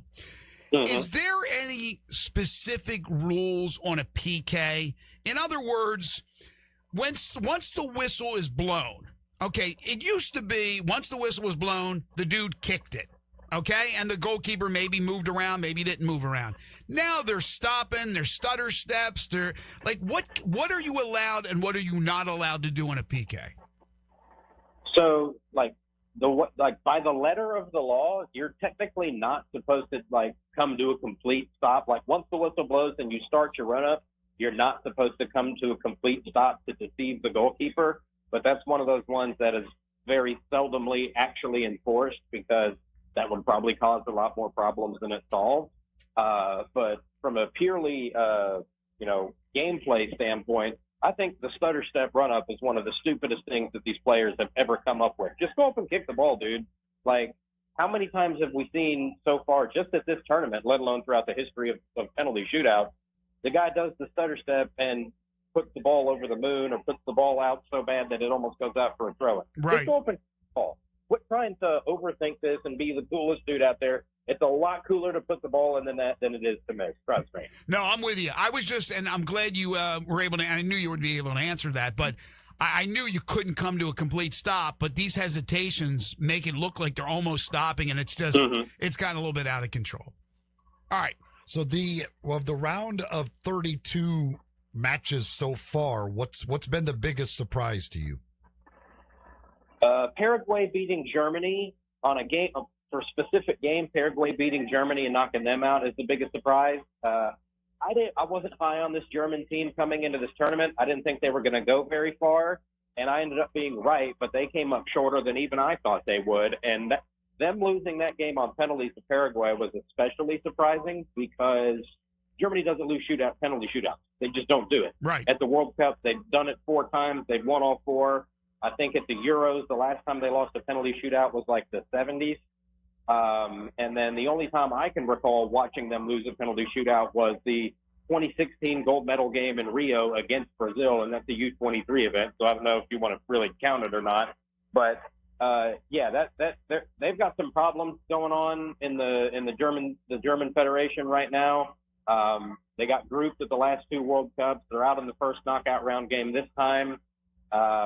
There's a lot of possible reasons for that. One of the suggestions that gets floated out there that having one club in Bayern Munich dominate the Bundesliga every year for the last 15 years is not good for the game in that country. And it's hard to disagree with that because you look at the way the national team has performed for the last decade, and they've largely been terrible. So Germany getting knocked out by Paraguay was probably the biggest surprise. Another match that took place on that same day that also resulted in a penalty shootout was the Netherlands and Morocco. And I bring that one up because for 2 reasons. One, had Kerry Talley on the show yesterday. You know, Kerry, he and I were texting back and forth, and I said, who's your pick? He said the Netherlands. And my pick was France. And France looked great yesterday. They did. His pick, the Netherlands, got knocked out. But it was interesting because the Netherlands and Morocco, if I'm not mistaken, both top 10 teams around the world.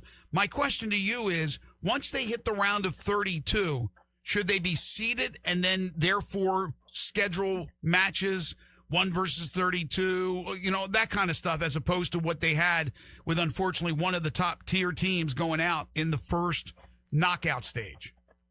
No, I don't think they should seed it or anything. It's just straight bracket play. It works just fine.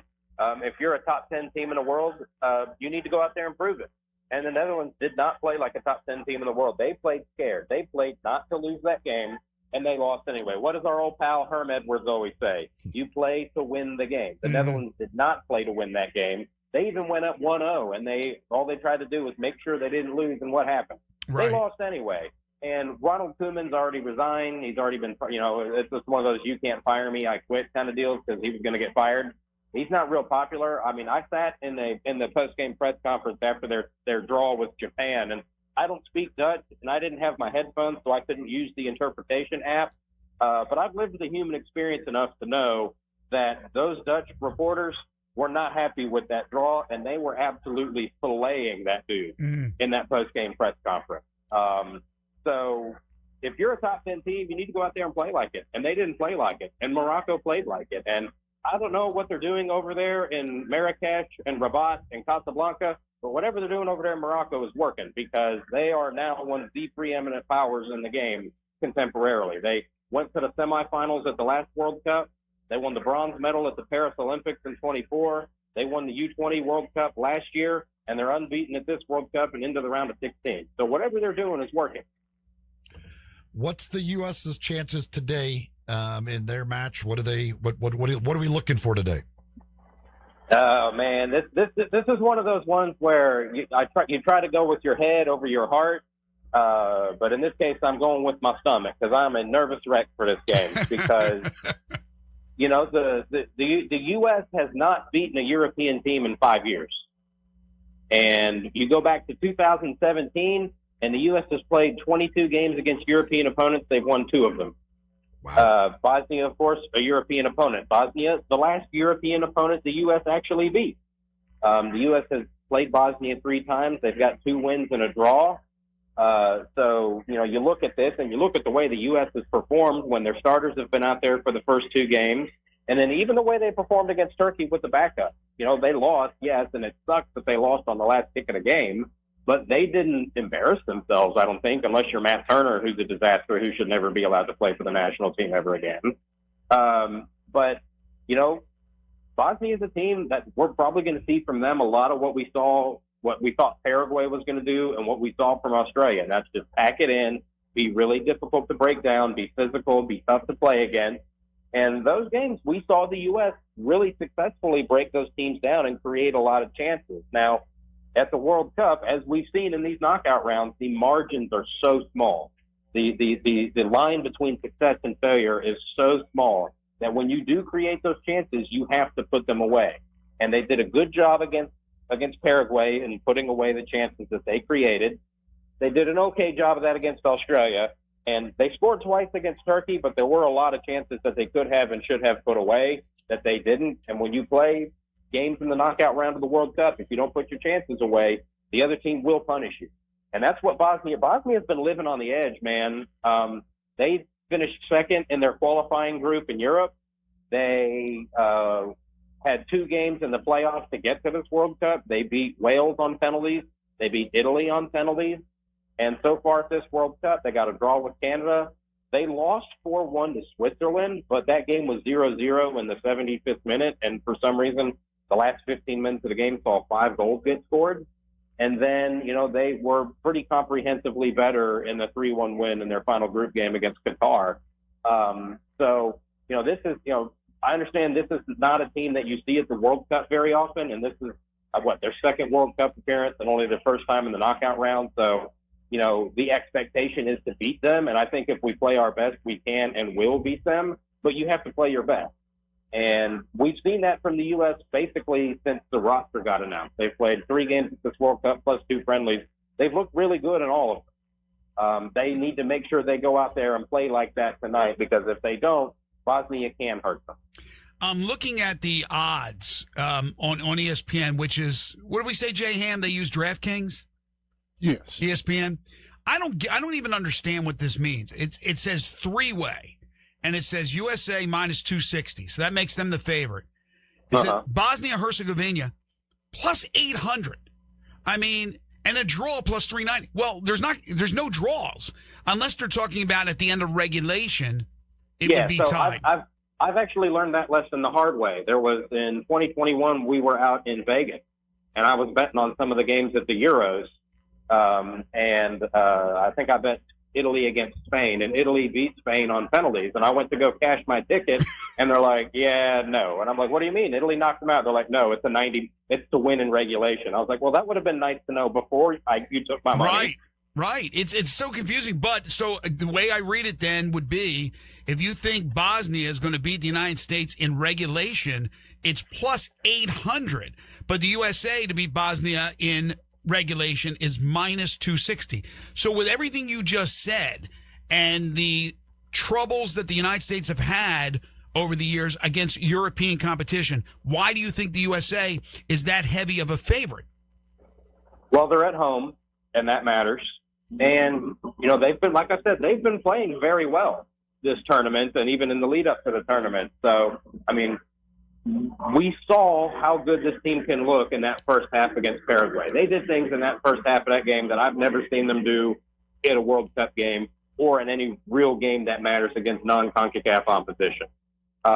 So you rested all of your key guys for that last game against Turkey, which all the guys on yellow cards was the right move.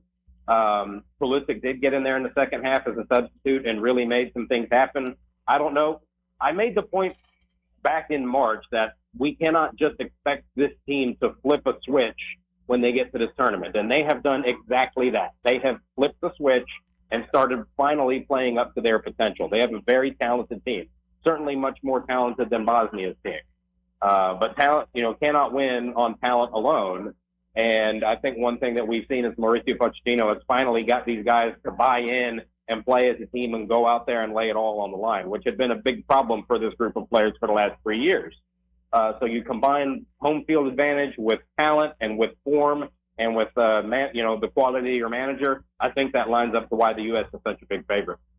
They are minus 700 to advance. Minus 700 to advance. Okay, wow. So they're a heavy favorite. Now, we got a few more moments. You have Mexico in, you have Canada in, and they are two of the three countries that are hosting, right? The United States being the third. So it wouldn't be good for the United States, especially with our 250th birthday coming up on Saturday, to lose, right? You have, like I said, you have Canada that has advanced. You have Mexico that has advanced. The United States better advance. And then real quick, you got England and Congo DR. That's where that's the game that you'll be watching in Atlanta. And you got Belgium, Senegal today. Give me picks for those two. I think England's going to steamroll Congo. Congo's a great story. It's their second World Cup ever. But they beat Uzbekistan right here in Atlanta, 3-1 pretty comprehensively to get to the knockout round for the first time ever in their history. But England's just on paper is just so far superior across the board in terms of talent, club pedigree, and that sort of thing. So I think England's going to roll. Belgium and Senegal is a complete and total toss-up to me. Belgium should be a lot better than they have been at this tournament, and I think really Senegal probably should be too, but Senegal had a really tough group with Norway and France in it. And then, Belgium was in a group with Iran, New Zealand, and Egypt, and I think their only win in that group was over New Zealand, and that was, I think 5-1 is the way that game finished. But if I'm the winner of Belgium-Senegal gets the winner of USA-Bosnia. So if I'm the U.S. and I get past Bosnia, I do not want to see Belgium because we just played Belgium right here in Atlanta in March, and they took our heads off.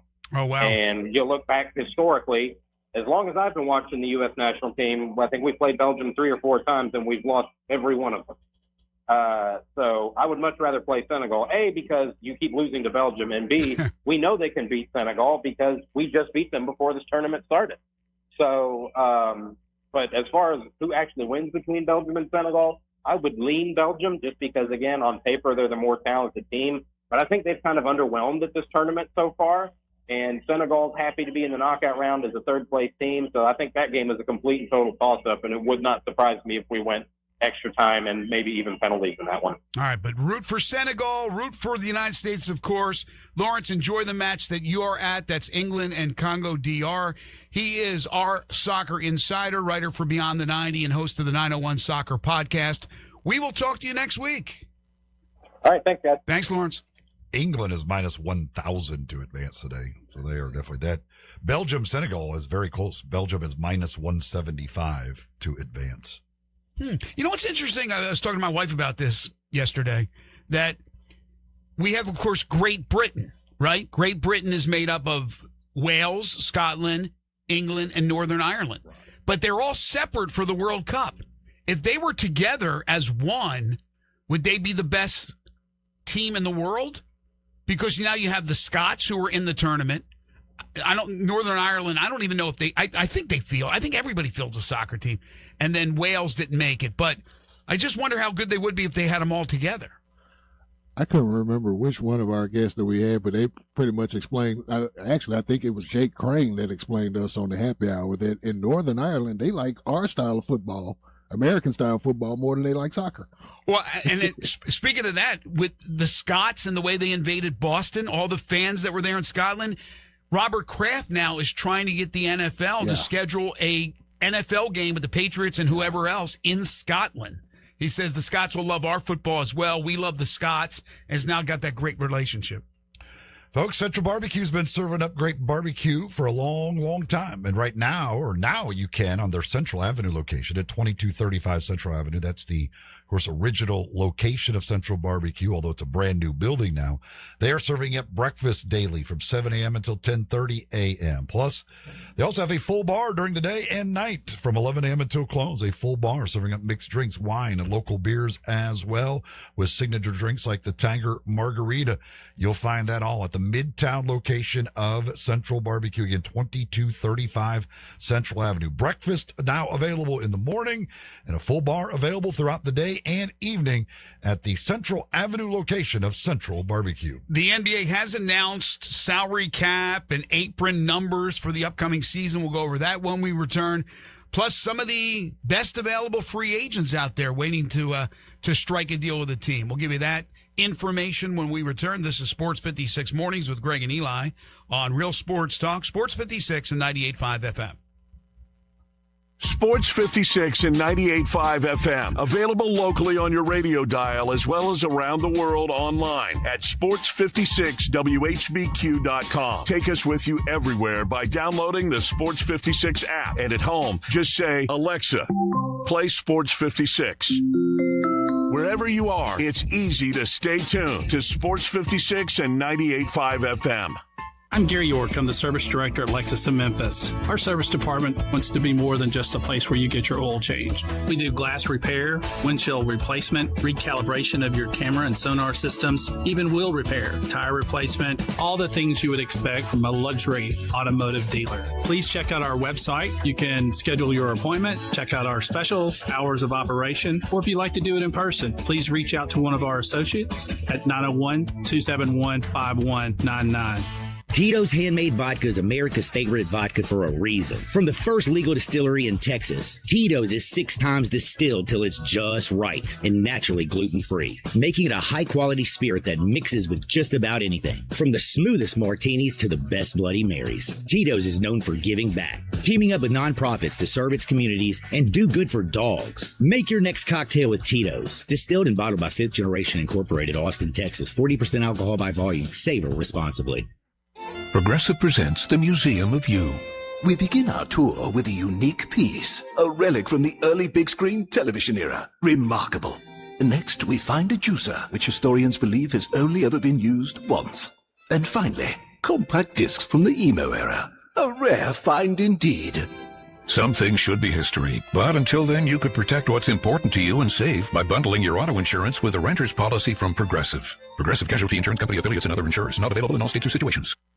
Your home is your best investment, so why not make it the best it can be with help from Gates Lumber? Start with your front door, serving 2 purposes, curb appeal and security. Gates has solid construction doors built for security, durability, and beauty. See and compare wood, steel, and fiberglass options side by side at Gates Showroom. It's easier to choose when you can see and touch real doors with real assistance from knowledgeable staff helping you choose the right door for your home and budget. So don't just replace your door, upgrade your protection, and Gates Lumber is the right choice. Family owned and operated, serving you for over 100 years with free estimates, free delivery, competitive prices, and quality products. Call 901-942-3201, go to gateslumber.com, or come by their showroom, 1253 South Bellevue Boulevard. Gates Lumber, celebrating over 100 years with a passion for craftsmanship since 1920. Hey, Mid-South, I've got him on the line. The main man, Jason Marshall at Gossett Hyundai on the Pike. Hey, Jason, what's going on? Check this out, Randy. 2026 Hyundai Elantra SE, only $198.48 a month. 2026 Hyundai Tucson SE, $269.59 a month. Plus the 2026 Hyundai Palisade SEL, only $331.82 a month. Plus owner's assurance with America's best 10-year, 100,000-mile powertrain limited warranty. And don't forget, Elantra Hybrid, 550 to 594 miles per gallon on a single fill-up. Tucson Hybrid Blue, 521-mile total range. And Palisade SEL boasts total driving range of 619 miles. To come see me, the main man Marshall, where we're charging forward and charging less at Gossett Hyundai, 1956 Covenant Pike, or visit online at HyundaiGossett.com 24/7. Elantra TU 196.041, MSRP 24,110. Palisade SEL, stock number TU 106,409, MSRP 44,820. Tucson TH 744,261, MSRP 31,350. Includes all rebates and incentives. PF 895 excludes tax, title, and license. See dealer for complete details. Offer valid through end of month with approved credit dealer stock only.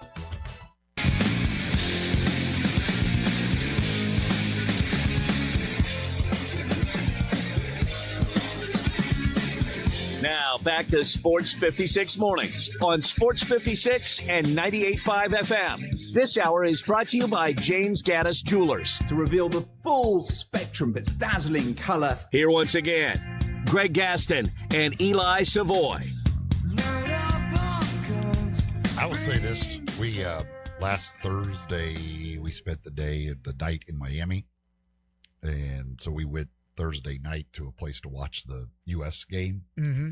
And there were fans from all over the world that were there.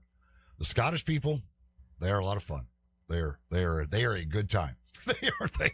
They are not afraid to have a little fun. I don't know how they afford all of this, whatever, but they were great. There was Ecuadorian people. Like it was great. The atmosphere was so much fun. Like everybody was just the chants would break out just constantly, and it was just like everybody just together and having a good. It was fun to see it. My stepson had a USA shirt on, and a guy from Ecuador came over and did like a jersey swap with him. Did he really? It was just fun. It was a cool atmosphere to be a part of it. And these guys like just talking to everybody, and they're all just friendly as hell. It was a great time just to see the whole thing in action. I'm sure it was. Of course, the Scottish, they say, drank Boston dry in their time when they were playing the games up in Foxborough. And that's almost impossible to do up in Boston. That's what I would think. I mean, they took all those people, Samuel Adams and everything, man. It just had a great time. Sammy's like, I got nothing left for you, man.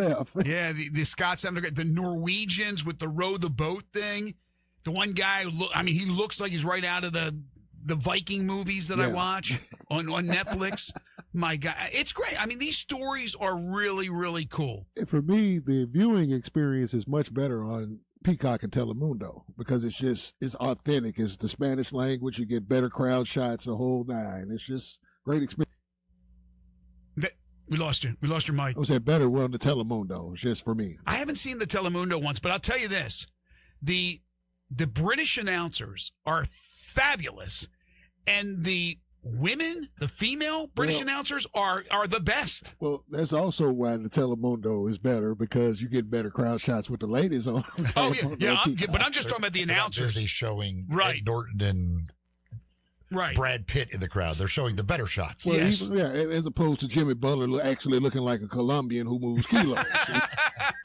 I mean, the British announcers have been absolutely fabulous, and then of course the crew with Henry, that's spelled Henry. I forget his first name, but is it Zoltan? They are killing Alexi Law. And Alexi Law. I know they're killing him, but I don't understand why. It's just that dynamic though is still with the woman is fantastic. Yeah, she keeps them. She keeps them all. Hey man, she settles them down when she has to. It's really, really good. The coverage is great. The crowds are fantastic. It looks like every single arena, stadium they're at seems to be sold out. Yeah. I know that can't be true, like every seat, but it looks like it is, especially with the escalated prices.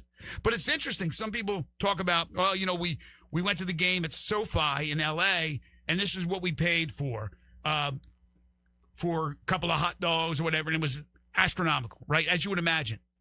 And then there's people talking about Atlanta, where Lawrence is. Lady tweets out, she goes, got 2 pepperoni pizzas, big thing of popcorn, soft drink, and then a water, $15.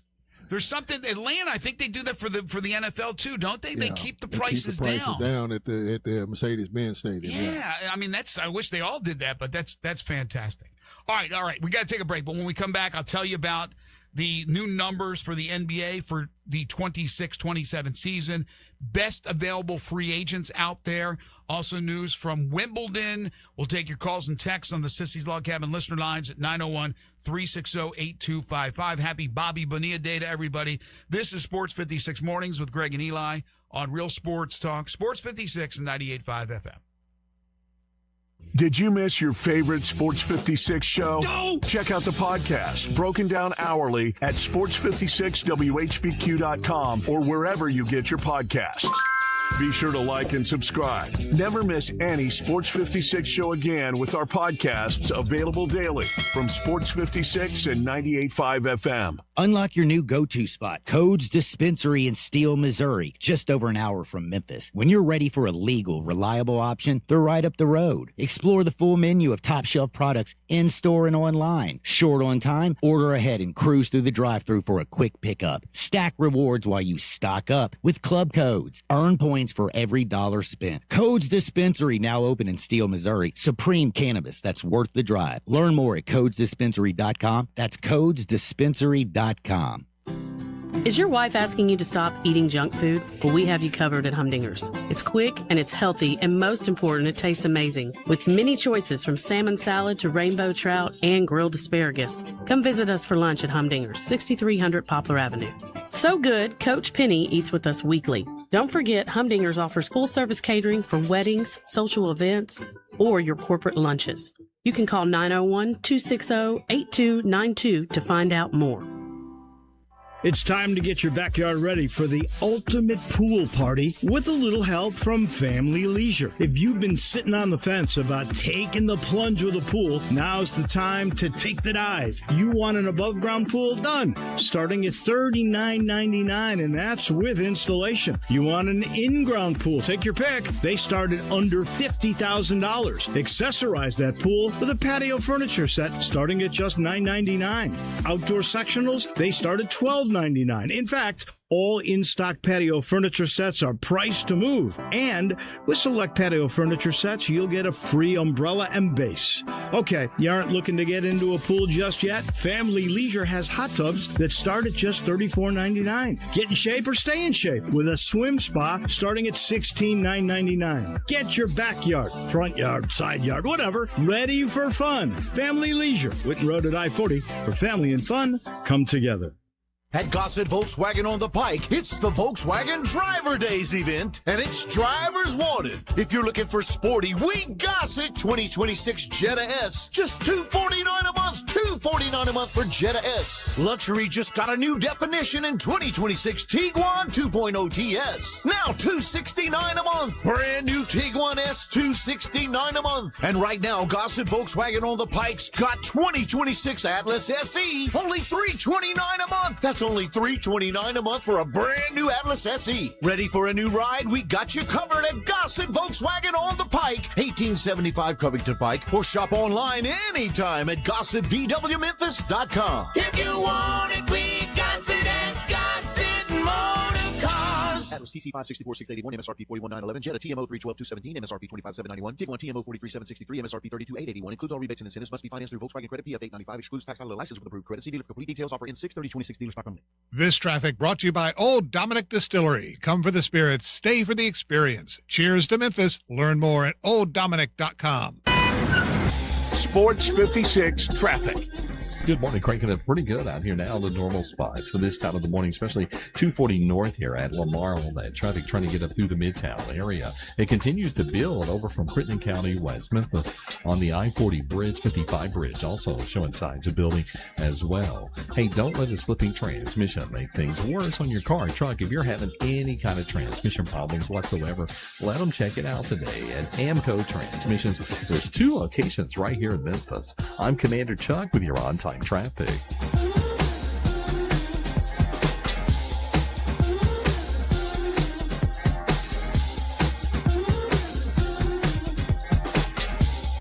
We are Sports 56, WHBQ Memphis, and W253DF Memphis with Dave Woloshin, weekday mornings from 10 to 11. Now back to Sports 56 Mornings. Good morning. On Sports 56 and 98.5 FM. Here once again, Greg Gaston and Eli Savoy.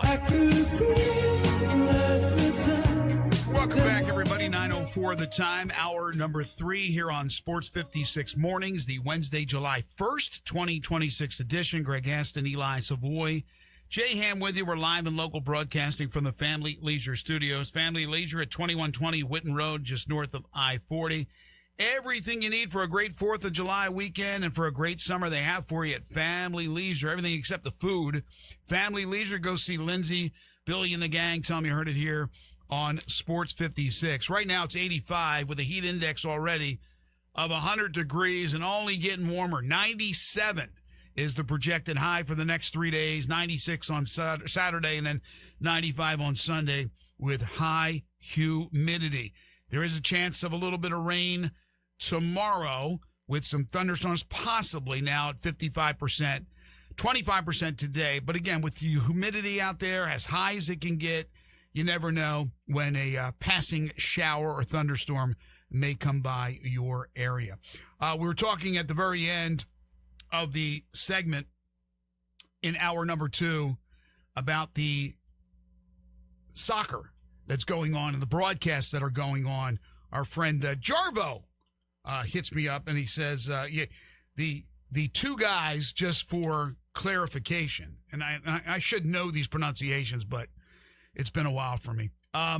You have Thierry Henry, right? Thierry Henry, which, and I had the Henry part right, from France. And then you have Zlatan Ibrahimovic, but I like to call him Zoltan. To me, he looks like what was the guy's name? Who's the dude in the, like, if you go up to like the arcades and he gives you the fortunes? Isn't that Zoltar or something like that? You know what I'm talking about? He's in the turban and they spit out a little thing when you throw in your buck. Like what Tom Hanks did on the movie. Yes. Isn't it like Zoltar or something like that? So I always think of that every time I see him. But he's fabulous. But Henry and the way they break it down. Look, Alexi Lawless gets a lot of crap, but Alexi Lawless, when he played for the United States, he used to date a woman that I worked with in TV in Salisbury, Maryland. So I met him.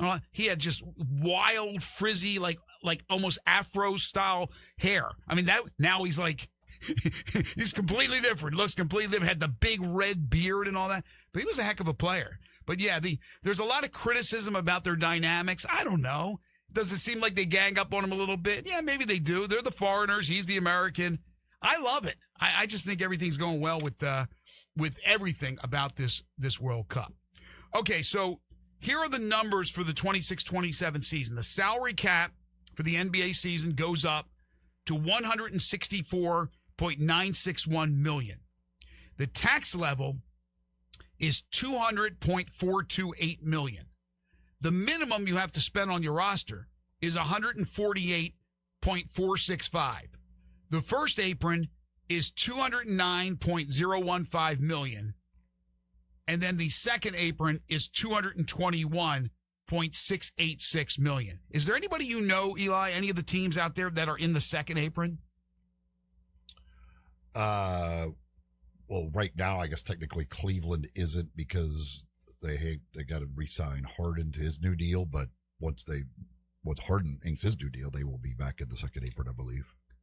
And yet there's talk about acquiring LeBron. LeBron ain't playing for no minimum. I'm sorry, right, J-Ham? There's no way. His ego won't allow that. All right. I mean, I can't see him doing anything less than 15. Yeah, I mean, he's not. And 15 is a great discount. Right, and he's not sitting there going, I need to get $50 million a year.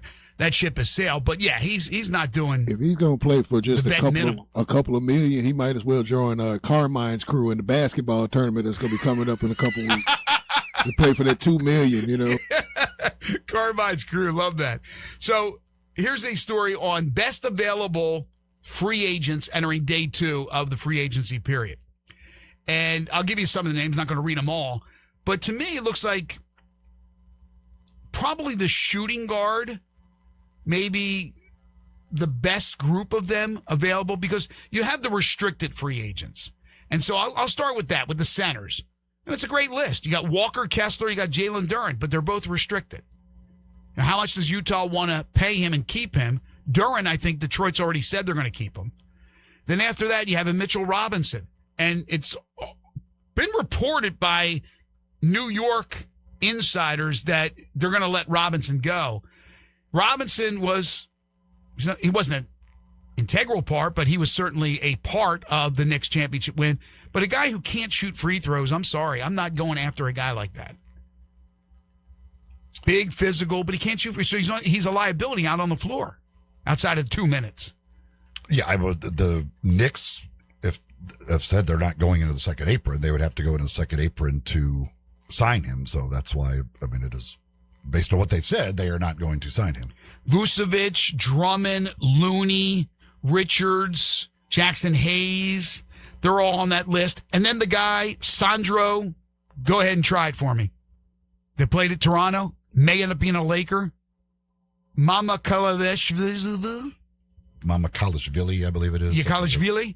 I think he's a guy that maybe ends up in Los Angeles. That's the bigs. The point guards, we had DeMichael Cole on talking about, there's not a lot of point guards out there. The Grizzlies probably will not be doing much in free agency. And then there's always the, who wants to come to Memphis to play for the Grizzlies type talk that we get every year. But from the point guards, you have a couple of former Grizzlies actually on that list. Mike Conley, Tyus Jones, Russell Westbrook still out there, Gabe Vincent, Anthony Simons, Brandon Williams. Not a plethora of great players that you could see hitching your wagon to. But the shooting guards are interesting. Norman Powell, Colin Sexton. Well, Norman Powell's off that list because he's agreed to a deal with the Bulls. Yeah, I just was about to say that as well. Oh, that broke in the last segment. Oh, it just broke. I missed it. Okay, so Norman Powell to Chicago. Interesting. Bulls got a little roster going now. A little bit of a interesting move or two from the Bulls, and they could be a player in the East. Colin Sexton, Quentin Grimes, who's been rumored to maybe go to Los Angeles with the Lakers. Bradley Beal. We talked about him yesterday, Jay Ham. Gary Trent Jr. D'Anthony Melton, another former Grizzly. Jordan Clarkson, Bruce Brown. All shooting guards. Small forwards.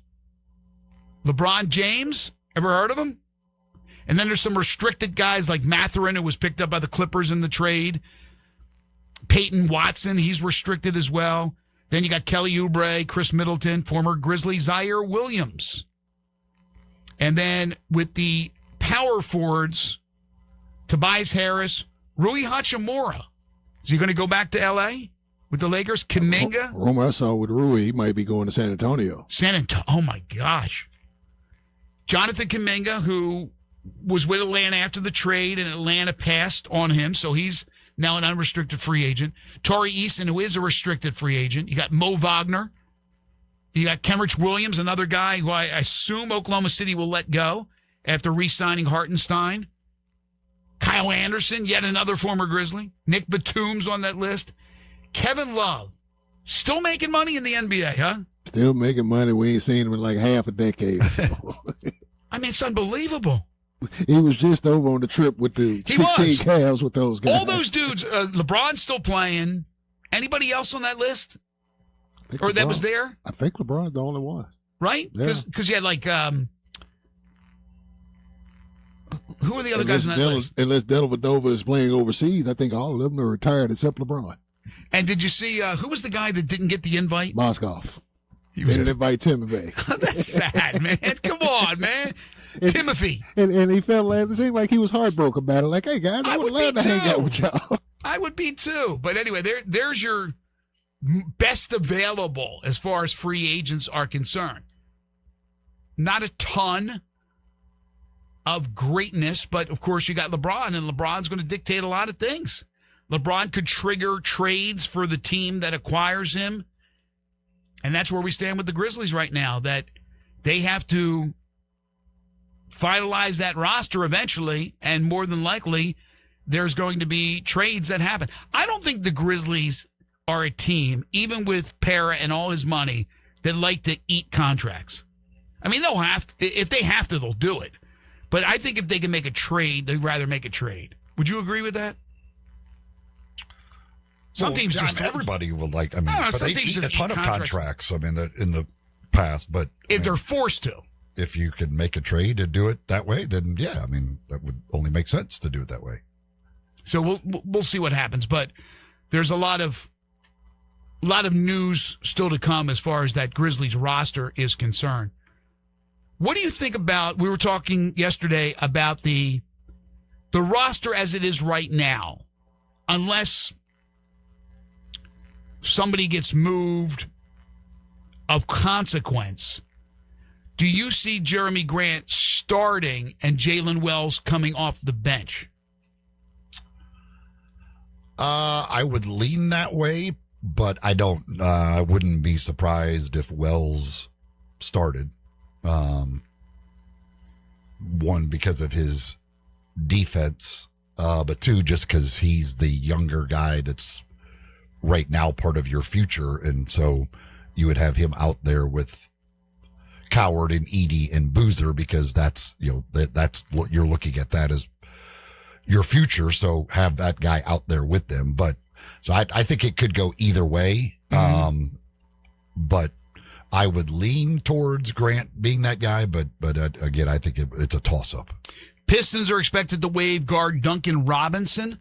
Some believe he'll end up back in Miami. I mean, there's a guy who certainly could shoot the rock.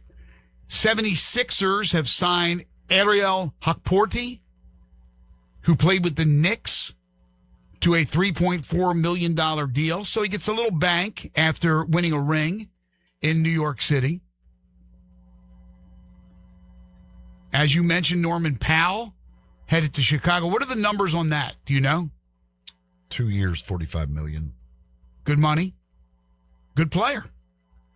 Jalen Duren, according to reports, scheduled to meet with the Lakers again today. But Detroit can match. What's interesting is Detroit says that they have given, and I don't know what those figures are because it wasn't reported, a very fair offer to Jalen Duren.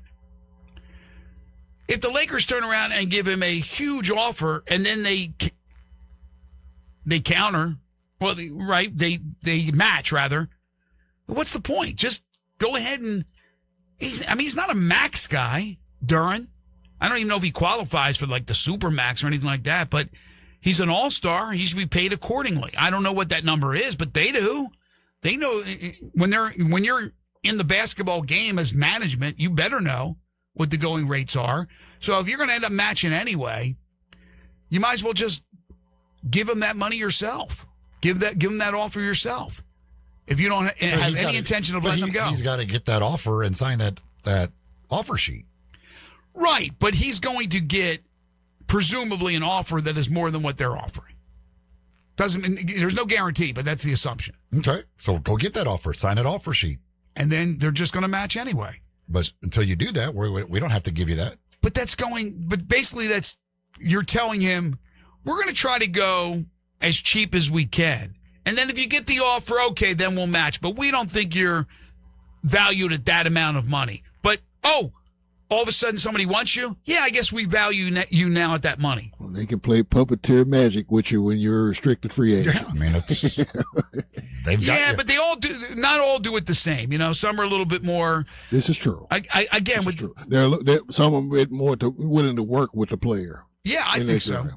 We were talking. If he hadn't been terrible in the postseason, we wouldn't have this situation. But he was terrible in the postseason, so they're not going to be paying up what he would have been getting had he just been good in the postseason. Well, so they're going to say, go get that offer from somebody. If somebody wants to put that on paper, then we'll look at matching it. But we're not going to just give that to you. Go get that offer from somebody else. Okay, that's fair. But they came out and said, we're matching whatever offer they get. They've already said that. They're matching it. He's not going to be with another team. Because they didn't like the number that they originally threw at him. So at this point, he's like, okay, let's do sign and trade. Yes. Where they're like, we're not signing and trading you. At that point, it's just a struggle of control. But he felt slighted with, I guess, the original offer. Of course. Okay, so we mentioned the Powell trade. The Powell signing.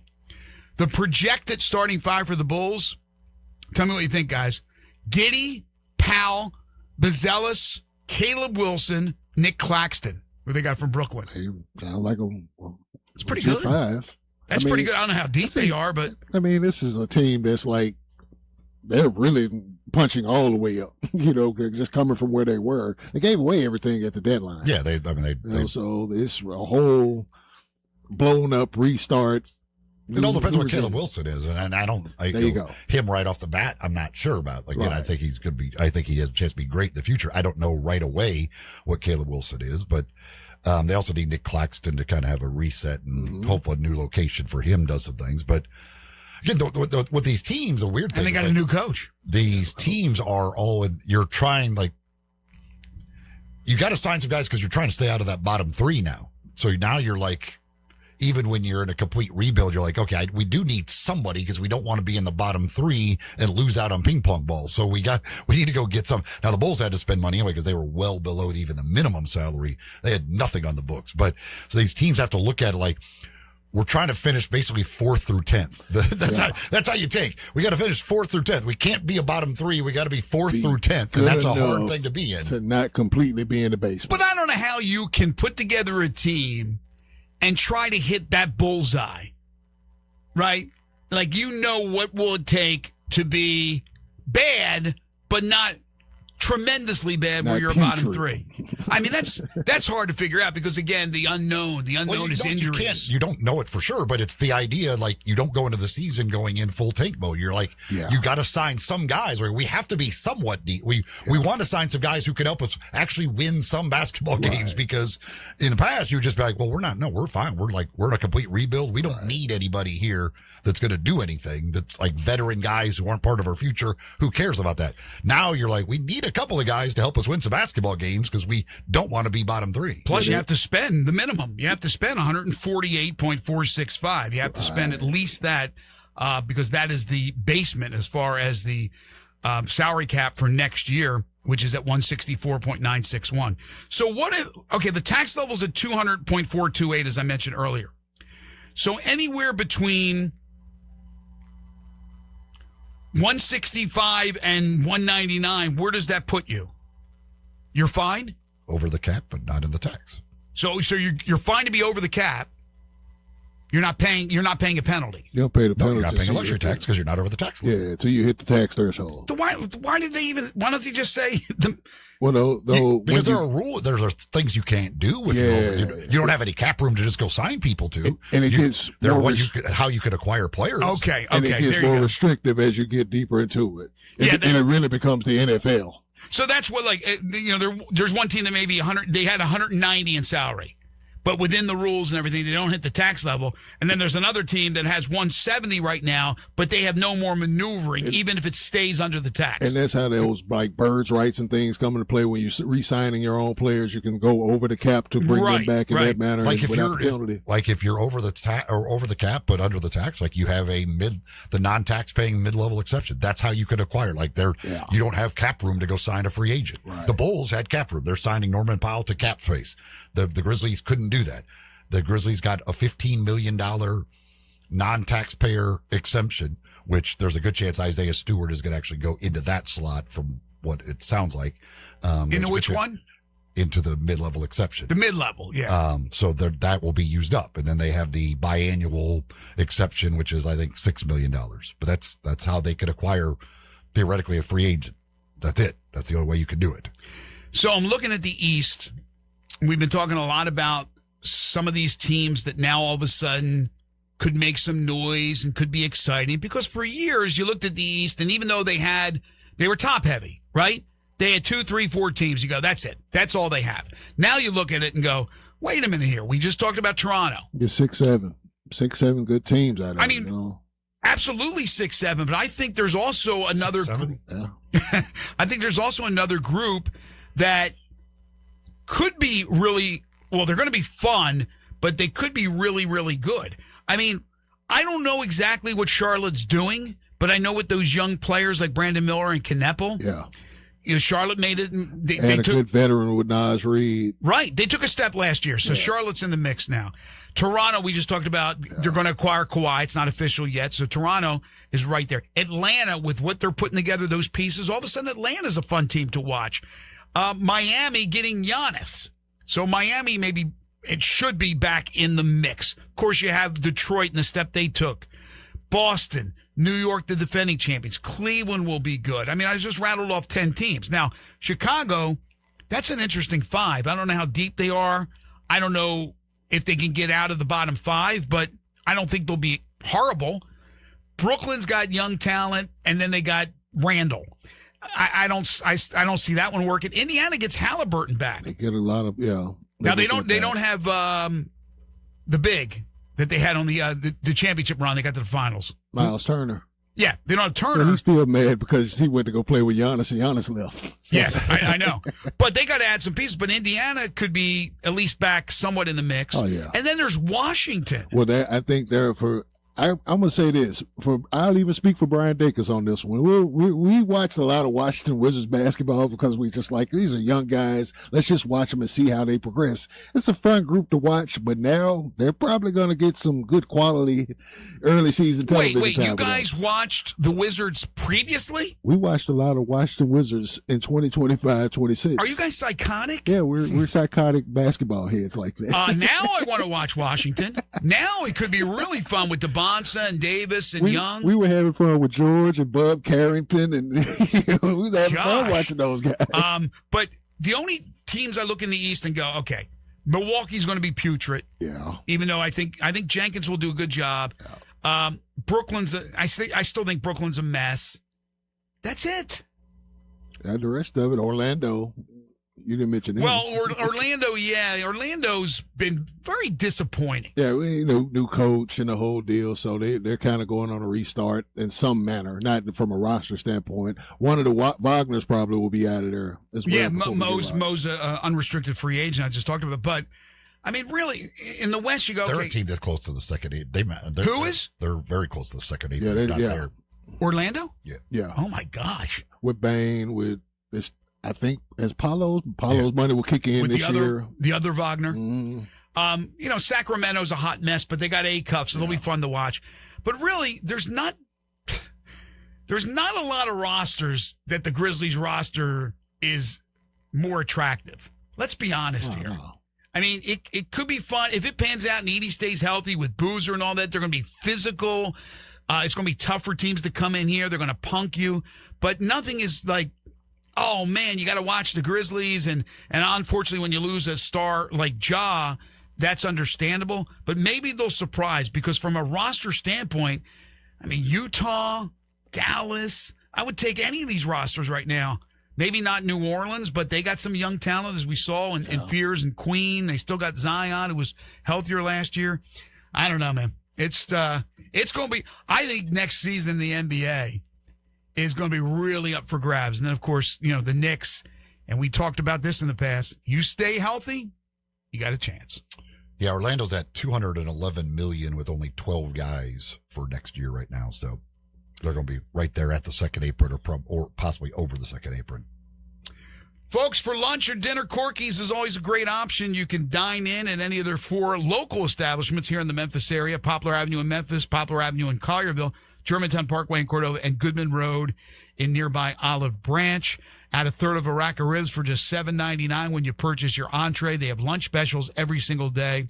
The Q, the ribs, they have an award-winning catfish plate. Barbecue nachos for a starter is fantastic. You can go with their tamales if you want to go outside the barbecue family. They got great salads, amazing desserts as well. And, of course, they've catered their entire existence. They've been around for over 40 years, and they've catered that entire time.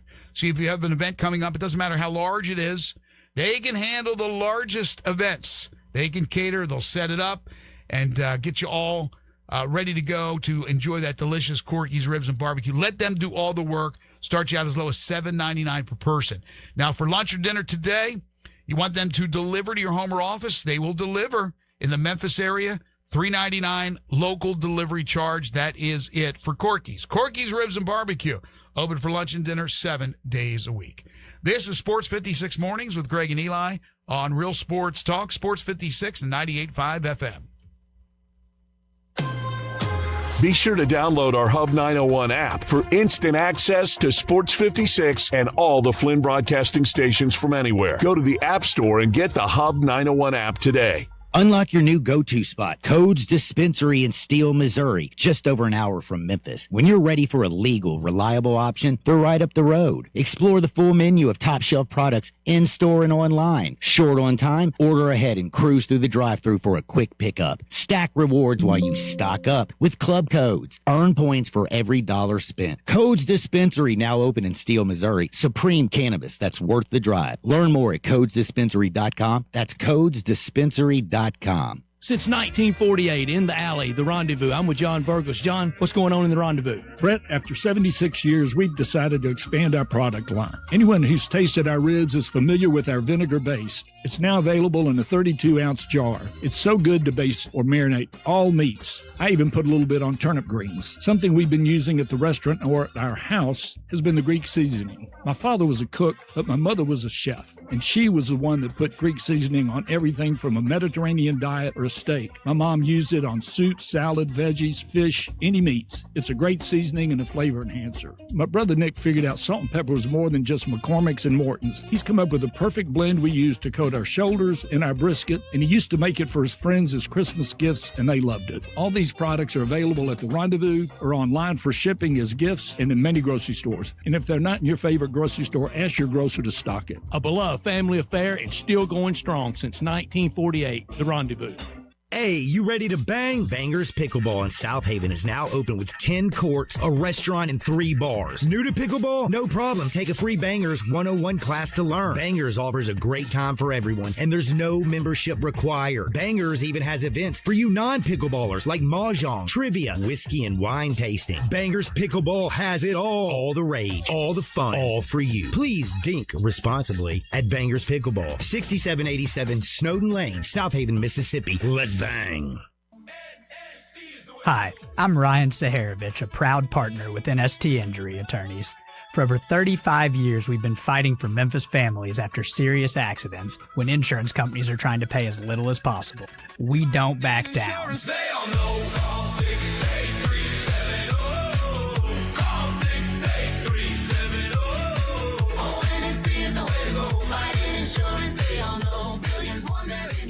NST is the way to go. Memphis is a love song to soul and style. With the full suite of sought-after designers, brilliant natural diamonds, an elegant bar, luxury VIP lounge, and more, a trip to our store is an experience like no other. Just like the city we love. Stop by any of our stores or visit sissyslogcabin.com and experience Sissy's for yourself. Memphis is our home, and we're your jeweler. Sissy's Log Cabin, because life's too short for ordinary jewelry. Now back to Sports 56 Mornings. Morning! On Sports 56 and 98.5 FM. Here once again, Greg Gaston and Eli Savoy.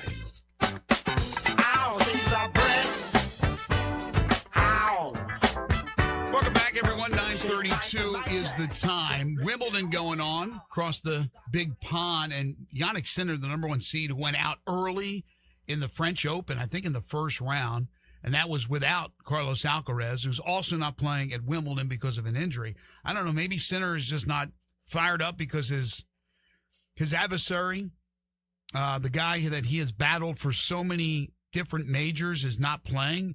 But Sinner barely won his first round match, barely. And today, struggling a bit, although he's up 2-0 on Borges, his opponent, 7-6, 7-6, 1-1 in the third set. He's just not his dominating self. In the meantime, Serena Williams yesterday returned to singles action for the first time in 4 years, and it looked like it.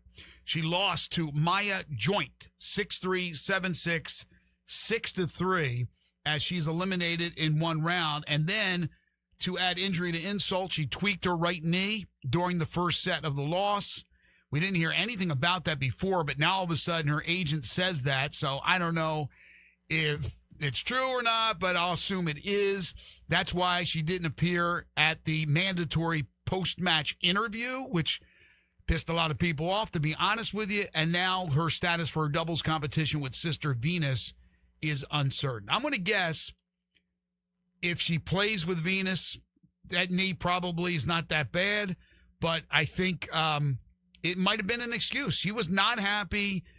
I don't know what she expected. 4 years. Yeah, she lost to a nobody, but I give her credit for, we were talking about this, Jay Ham, after a while you have your kids and then the competition, you don't have it anymore. The juices start to flow. You want to get back into it. You just can't walk right back into it and expect great results. I mean, you're talking about one of the best, if not the best player that's ever played women's tennis. And so, unfortunately, she's out. We'll see what happens. I think Serena Williams should come to Memphis and play in the 250 event we got at the end of the month. Wouldn't that be a coup? The girl that beat her will be here. Well, look at that. Have maybe a rematch here in Memphis. That would be something else. Again, it's the smallest of the. It's 250, 500, and 1,000 as far as the levels of competition on the WTA tour. But I'm excited. I think, look, they have a world-class tennis facility. It's a smaller event, but maybe, just maybe, they'll get a few names that will commit to coming to Memphis and play. A couple of texts here on the Sissy's Log Cabin listener line. Somebody texts in and said, are the Grizzlies getting free agent Quentin Post? No, I don't believe so. He's a restricted free agent. I don't know why they would. I have no idea why they would want Quentin Post at this point.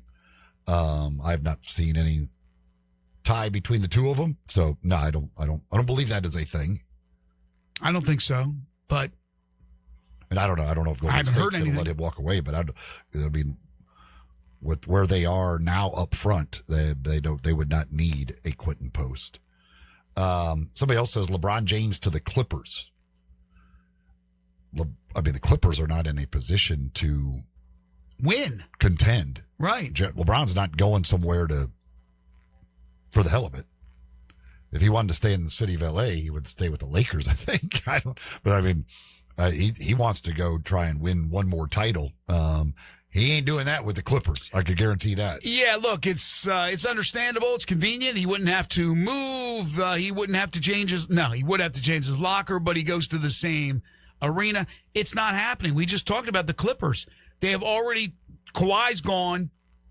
Harden already gone. Kawhi not official, but he'll be gone. Zubats is gone. No, they are in rebuild mode. They got some good young talent, but no. If this is the swan song, and I got to think it is, he absolutely is going to a contender, or what he thinks will make that team a contender by his presence. By the way, by the fact that, I think Monday night was when the Lakers had to guarantee Bronny's contract. Right. Once his contract became guaranteed, then it was like, okay, now I'm gone. So I want to see what they do. If I would have been the Lakers, I would have cut Bronny immediately. I would have okay, we're gonna tell you, like, this was clearly just for him. You're gone. We don't want you. You're terrible. Get the hell out of here. Even though we guaranteed your $2 million, take your $2 million. Get the hell out of here. Go play. Go see if some other team will take you and play with Dad. I would have loved that, but Jeannie wasn't about to do that. Palenka wasn't about to do that, and they respect the kid, but it's, come on. I would have literally, when they put out the statement about LeBron, I would have been followed up with, by the way, Bronny is cut. It's like with Daddy daycare's done. Bronny is gone. It's like with Giannis when he was traded. Just the little caveat at the end there, and the two brothers have been cut. It's no longer bring your kid to work day for the Lakers. We're done with that crap. One of the Antetokounmpo's signed back over in, I don't know if it's Greece. I think, didn't he? I think I saw one of them. I don't know where the other one's going to go. I don't know if he's still holding out hope that the Heat will. The gravy train has moved into Miami, and they're not invited. Sign him or not? I don't know. The one I don't even know which one it was that went back overseas. I don't know. Who cares? Well, the funny part about that, if they were younger, Pat Riley really would take the chance and just develop the hell out of them, like he did with Max Strus and Gabe Vincent and all these other dudes. Hey, if it was a deal breaker, they certainly still would have done that, right? The one that was on the two-way contract. There ain't no developing. I think that was Francis. The dude is he's a bad G League player. And you saw this up close and personal. He averaged like 4 points a game in the G League. Like, he literally averaged like 4 points a game in the G League. Like, I'm telling like that. That looked like the Bucks were beyond the $60 million what they were paying Giannis. Wow. What they did for the two brothers. Yeah. It's like it's You're probably taking care of the It is family worse- at home in Greece, too. It is worse than what Probably the Lakers are unless doing they with moved Bron, to quite the frankly. United States. They made one NBA player, gave one a two-way contract. Neither one of them can play at all. I would say that's definitely worse than Bron. I mean, it's crazy, like what they did for that family. Like, yeah, well, you can bring your two brothers along, and we'll pay them millions. So we talked about it already on the show, and we have kind of our thoughts on it. But let's do it again for the new audience here. Where do we think he ends up, LeBron? Again, Golden State apparently will have no chance at getting Anthony Davis because Washington is not willing to trade Davis. Is LeBron willing to go to Golden State with what they have right now? Remember, Draymond still has to be re-signed. They have, of course, the greatest shooter that's ever lived. How realistic is their chance to win? They're not winning. That's what I'm saying. That's what I'm saying. LeBron doesn't take him over the top. I don't believe he's going anywhere that's going to win a title. Nah, I don't think so either. Because he ain't going to Oklahoma City, he ain't going to San Antonio. And I don't think anywhere he goes in the East, I don't think could he win a makes him title. Suddenly, Could he win? Miami would be the one. I would be if he went to Miami. A return to Miami. I would be interested to see what they could be with him, Giannis, Bam, that group. Miami maybe, but I still don't think they would win the title. They could win the East. I don't think they would win the title. How about Houston? I brought it up earlier. I wouldn't have a problem with that one, but I don't think they have a great chance to win, but it will be entertaining. They will be competitive. Well, again, between him and KD, they're 150 years old, but a healthy Fred VanVleet with Thompson, with Şengün, with LeBron, with Durant, I don't know what they can do as far as the cap hit and all that. You know, financially, again, that's not my expertise. I don't know. I mean, Houston had a really good team, and then they lost VanVleet at the beginning of the year, and that derailed them a bit because Reed Shepherd wasn't that guy. And whoever else they had playing point guard. Right. Who did they have playing point guard for the most part? It's mostly Reed for a lot of it. Was he starting? Yeah. Yeah, so now you do bad, but you have VanVleet, LeBron, Kevin Durant, Şengün, and Thompson. And you also add in Marcus Smart. Maybe re-sign Eason if you get Eason back. You have it's a good squad. I mean, I know you're battling San Antonio, Oklahoma City, and all that physicality. Right. I don't know where the physicality would be for Houston. Şengün's not physical. Durant's not physical. Bron would be 42. Bron's physical from a guard standpoint, but I'm talking about the bangers with the 7-footers. Yeah, they ain't got no bangers. I know that they won't go this direction, but a Jokic LeBron combo would be. That was the other thing I was thinking about. I don't know how they would get to it. He would have to sign a minimum. Yeah, he would have to go minimum for it. And are they even are they close? Are they friends? Are they buddies? I mean, that's an important part too. LeBron isn't going anywhere where he don't know the guy. Yeah, you know, he may respect the guy's basketball ability, but if he doesn't have this kind of relationship, then maybe he wouldn't go there. Leah's dialed in on the Sissy's Log Cabin listener lines at 901-360-8255. Good morning, Lee. Hey, fellas, how you doing? Hey, bring your kid to work. That's pretty good. Hey, just a question. If you're a team, any team, you think you're one player away, LeBron coming in, is he going to try to come in and run the place? Are there enough basketballs to go around? I don't know. Just something to think about. And my number 23 is still Michael Jordan. Hey, there you go. Me too, Lee. Thank you. But no, I don't think everybody's an ego.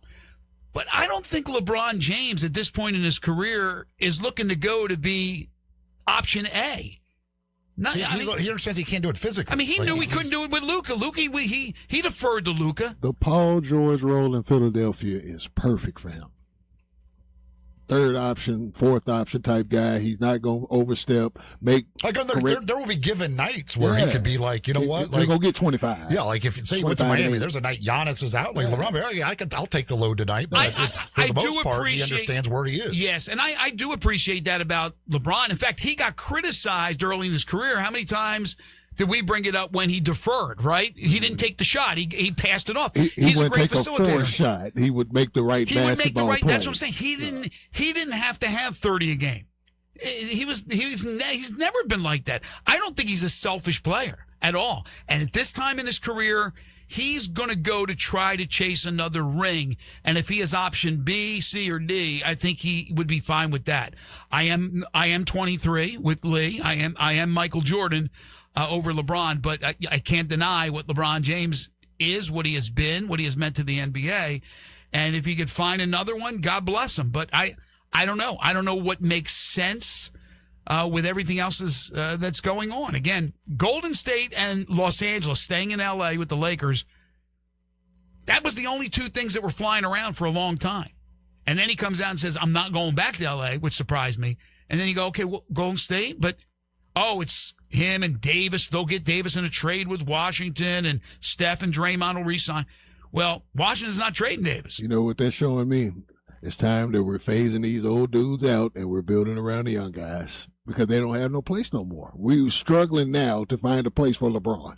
Well, Golden State could start Horford, another old dude.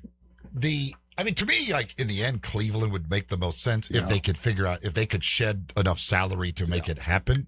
Can you keep Harden, Mitchell, and LeBron and make it work, and then make it work financially on the same team? I'm kind of scared of that 5, to be honest with you, because that's like you mentioned those 3. You still got Allen 2 all-star level big men. Yeah, they got the 2 big men. Yeah, it just has to. I think they could even with the Harden thing, they can offer a little bit more than a minimum, I think now, but it's still not much more than that. Right. Like they can't get close to the mid-level exception. And I don't see, I don't see LeBron playing for, I know you said, right. Less than the mid-level. Again, I'm even surprised he would be willing to do it for the mid-level. You said it was 15, about 15. That's why I was thinking 15. I think it's right over $15 million. I'm surprised. That's why I just assumed he'd go back to the Lakers, because there was really nobody else that he would possibly want to go to that could even come with more than the mid-level exception. And I'm surprised he would be willing to take that. It's a pride thing, right? I don't think he's worried about where his next meal's coming from. If he made $3 million or 15 or 30, whatever the case is, but it's a pride thing. You don't want to. I don't want to play for $3 million. Not because, again, I can't live without that. He's got a high paid. I'm LeBron James. I don't expect $50 million anymore, but I'm not playing for $3 million. He's got a high paid son that can support him. One other NBA note before we take the break: free agent forward Precious Achiuwa, the former Memphis Tiger, has agreed on terms to re-sign with the Kings, 2 years, $11.5 million. He was with the Knicks part of the year, wasn't he? Was that this past season or not? I went this season. It was a couple seasons. What a shame. No ring for Precious. Okay. Fleet Feet is the place to go to get all your running gear. You want to go get shoes that are just right for you, go see them at either one of their 2 locations, and they will take care of you by taking a look at the way you run or the way you walk and fitting you with shoes that are perfect for you with the support in the right places. Everybody's a little bit different in the way they walk or run. All the shoes are a little bit different as well, as where they have the support. So they can make sure that you get the shoes that are just right for you, plus all your other gear, everything else that you need. Might even be advice on training for a race or getting started running, exercising, whatever it might be. Go see the folks at Fleet Feet. They're in the Laurelwood Shopping Center in East Memphis. Out in Collierville, they're at Poplar and Houston Levy next door to Huey's. Both locations, they can take good care of you at Fleet Feet. Mike Conley news when we return. This is Sports 56 Mornings with Greg and Eli on Real Sports Talk, Sports 56 and 98.5 FM. Not only can you listen to your favorite shows on Sports 56, you can also watch video of the shows live on Twitter and YouTube. Watch and listen every day at Sports 56 WHBQ. This is Sheldon Rosengarten with Marks Bensdorf Realtors, and I may be Mr. Three-Putt and known as the worst golfer in town, but I do sell some houses for people. There are 7 keys to selling your home quickly for a really good price. First, call or email me to find out about my highly successful strategic marketing program that can help you sell your home quickly at a good price. I guide people what to do and what not to do to prepare to beat your competition. I mentioned 7 keys. Well, if you call me first, you don't need the other 6. Find out why people often say that when you want the job done, call Sheldon. I may be the horrible golfer that people talk about, but I don't fool around when it involves your biggest investment. I'm here to provide answers and good advice to help you. You can reach me at 483-0546 or email me at shellrose@memphisrelocate.com. That's right, Relocate is in my name. That's Shell Rose at memphisrelocate.com or 483-0546. Hi, this is Troy Fiveash, owner of Fiveash Roof Services. I wanted to take a minute and discuss advertising with you. There are so many websites that list the best service provider in your area. Even the BBB has an accredited list. You know the one thing they all have in common? A company like mine has to pay to get on that list. So that begs the question, can those lists be trusted? You know what can be trusted? History. We've been around for almost 30 years providing customers with the best service and the best products that we possibly can. So if you need a roof, siding, or gutters, give us a call. We'll come talk to you and let you decide for yourself whether or not we know what we're talking about. Fiveash Roof Services. Best products, best warranties, and in many cases, the best price. We're fair, honest, and ethical. 367-0050 or memphisroofer.com. 367-0050 or memphisroofer.com. Fiveash Roofing, it's what we do. We're here for you.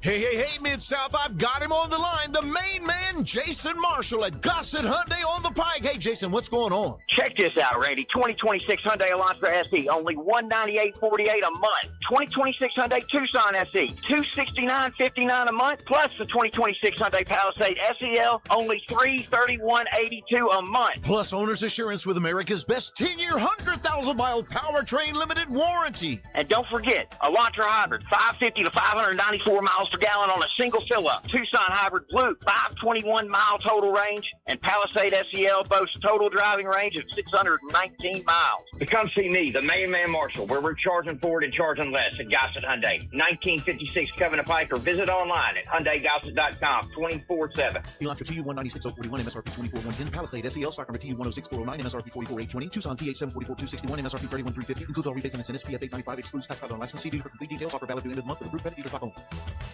Rebel Nation, get the latest on everything Ole Miss sports with the Cannon Motors of Mississippi Rebel Yell Hotline. Join Rebel insiders Chuck Rounsville, Yancey Porter, and Gary Darby Monday nights at 6 as they break down the latest with the Rebels, along with even more insight from special guests. Rebel Yell Hotline, Mondays at 6 p.m. on WHBQ. Stay up to date with everything going on in Ole Miss athletics with Rebel Yell Hotline every Monday night from 6 to 7 on Sports 56 and 98.5 FM. Now back to Sports 56 Mornings. Good morning. On Sports 56 and 98.5 FM. Here once again, Greg Gaston and Eli Savoy.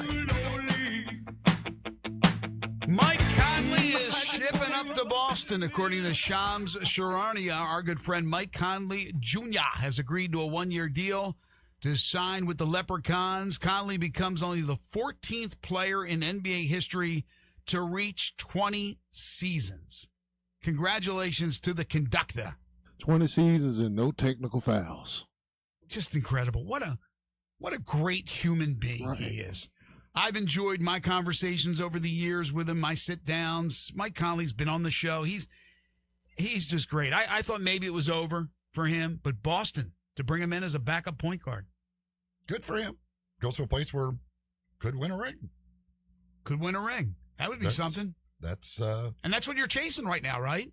I mean, he's got more money than Sin. You're chasing a ring. He's not, I mean, and he ain't gonna play much, but he's one of those guys that's good to have around. He's for one, he's never going to be an issue in the locker room. Sham said Conley sifted through a handful of offers before a decision. So, number of teams wanted to bring in his veteran presence.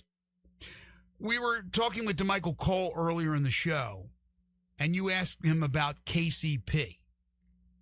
And when you were on vacation, we were talking, Jay Ham and I, about bringing in a guy like Jeremy Grant brings that veteran presence, which you want in the locker room.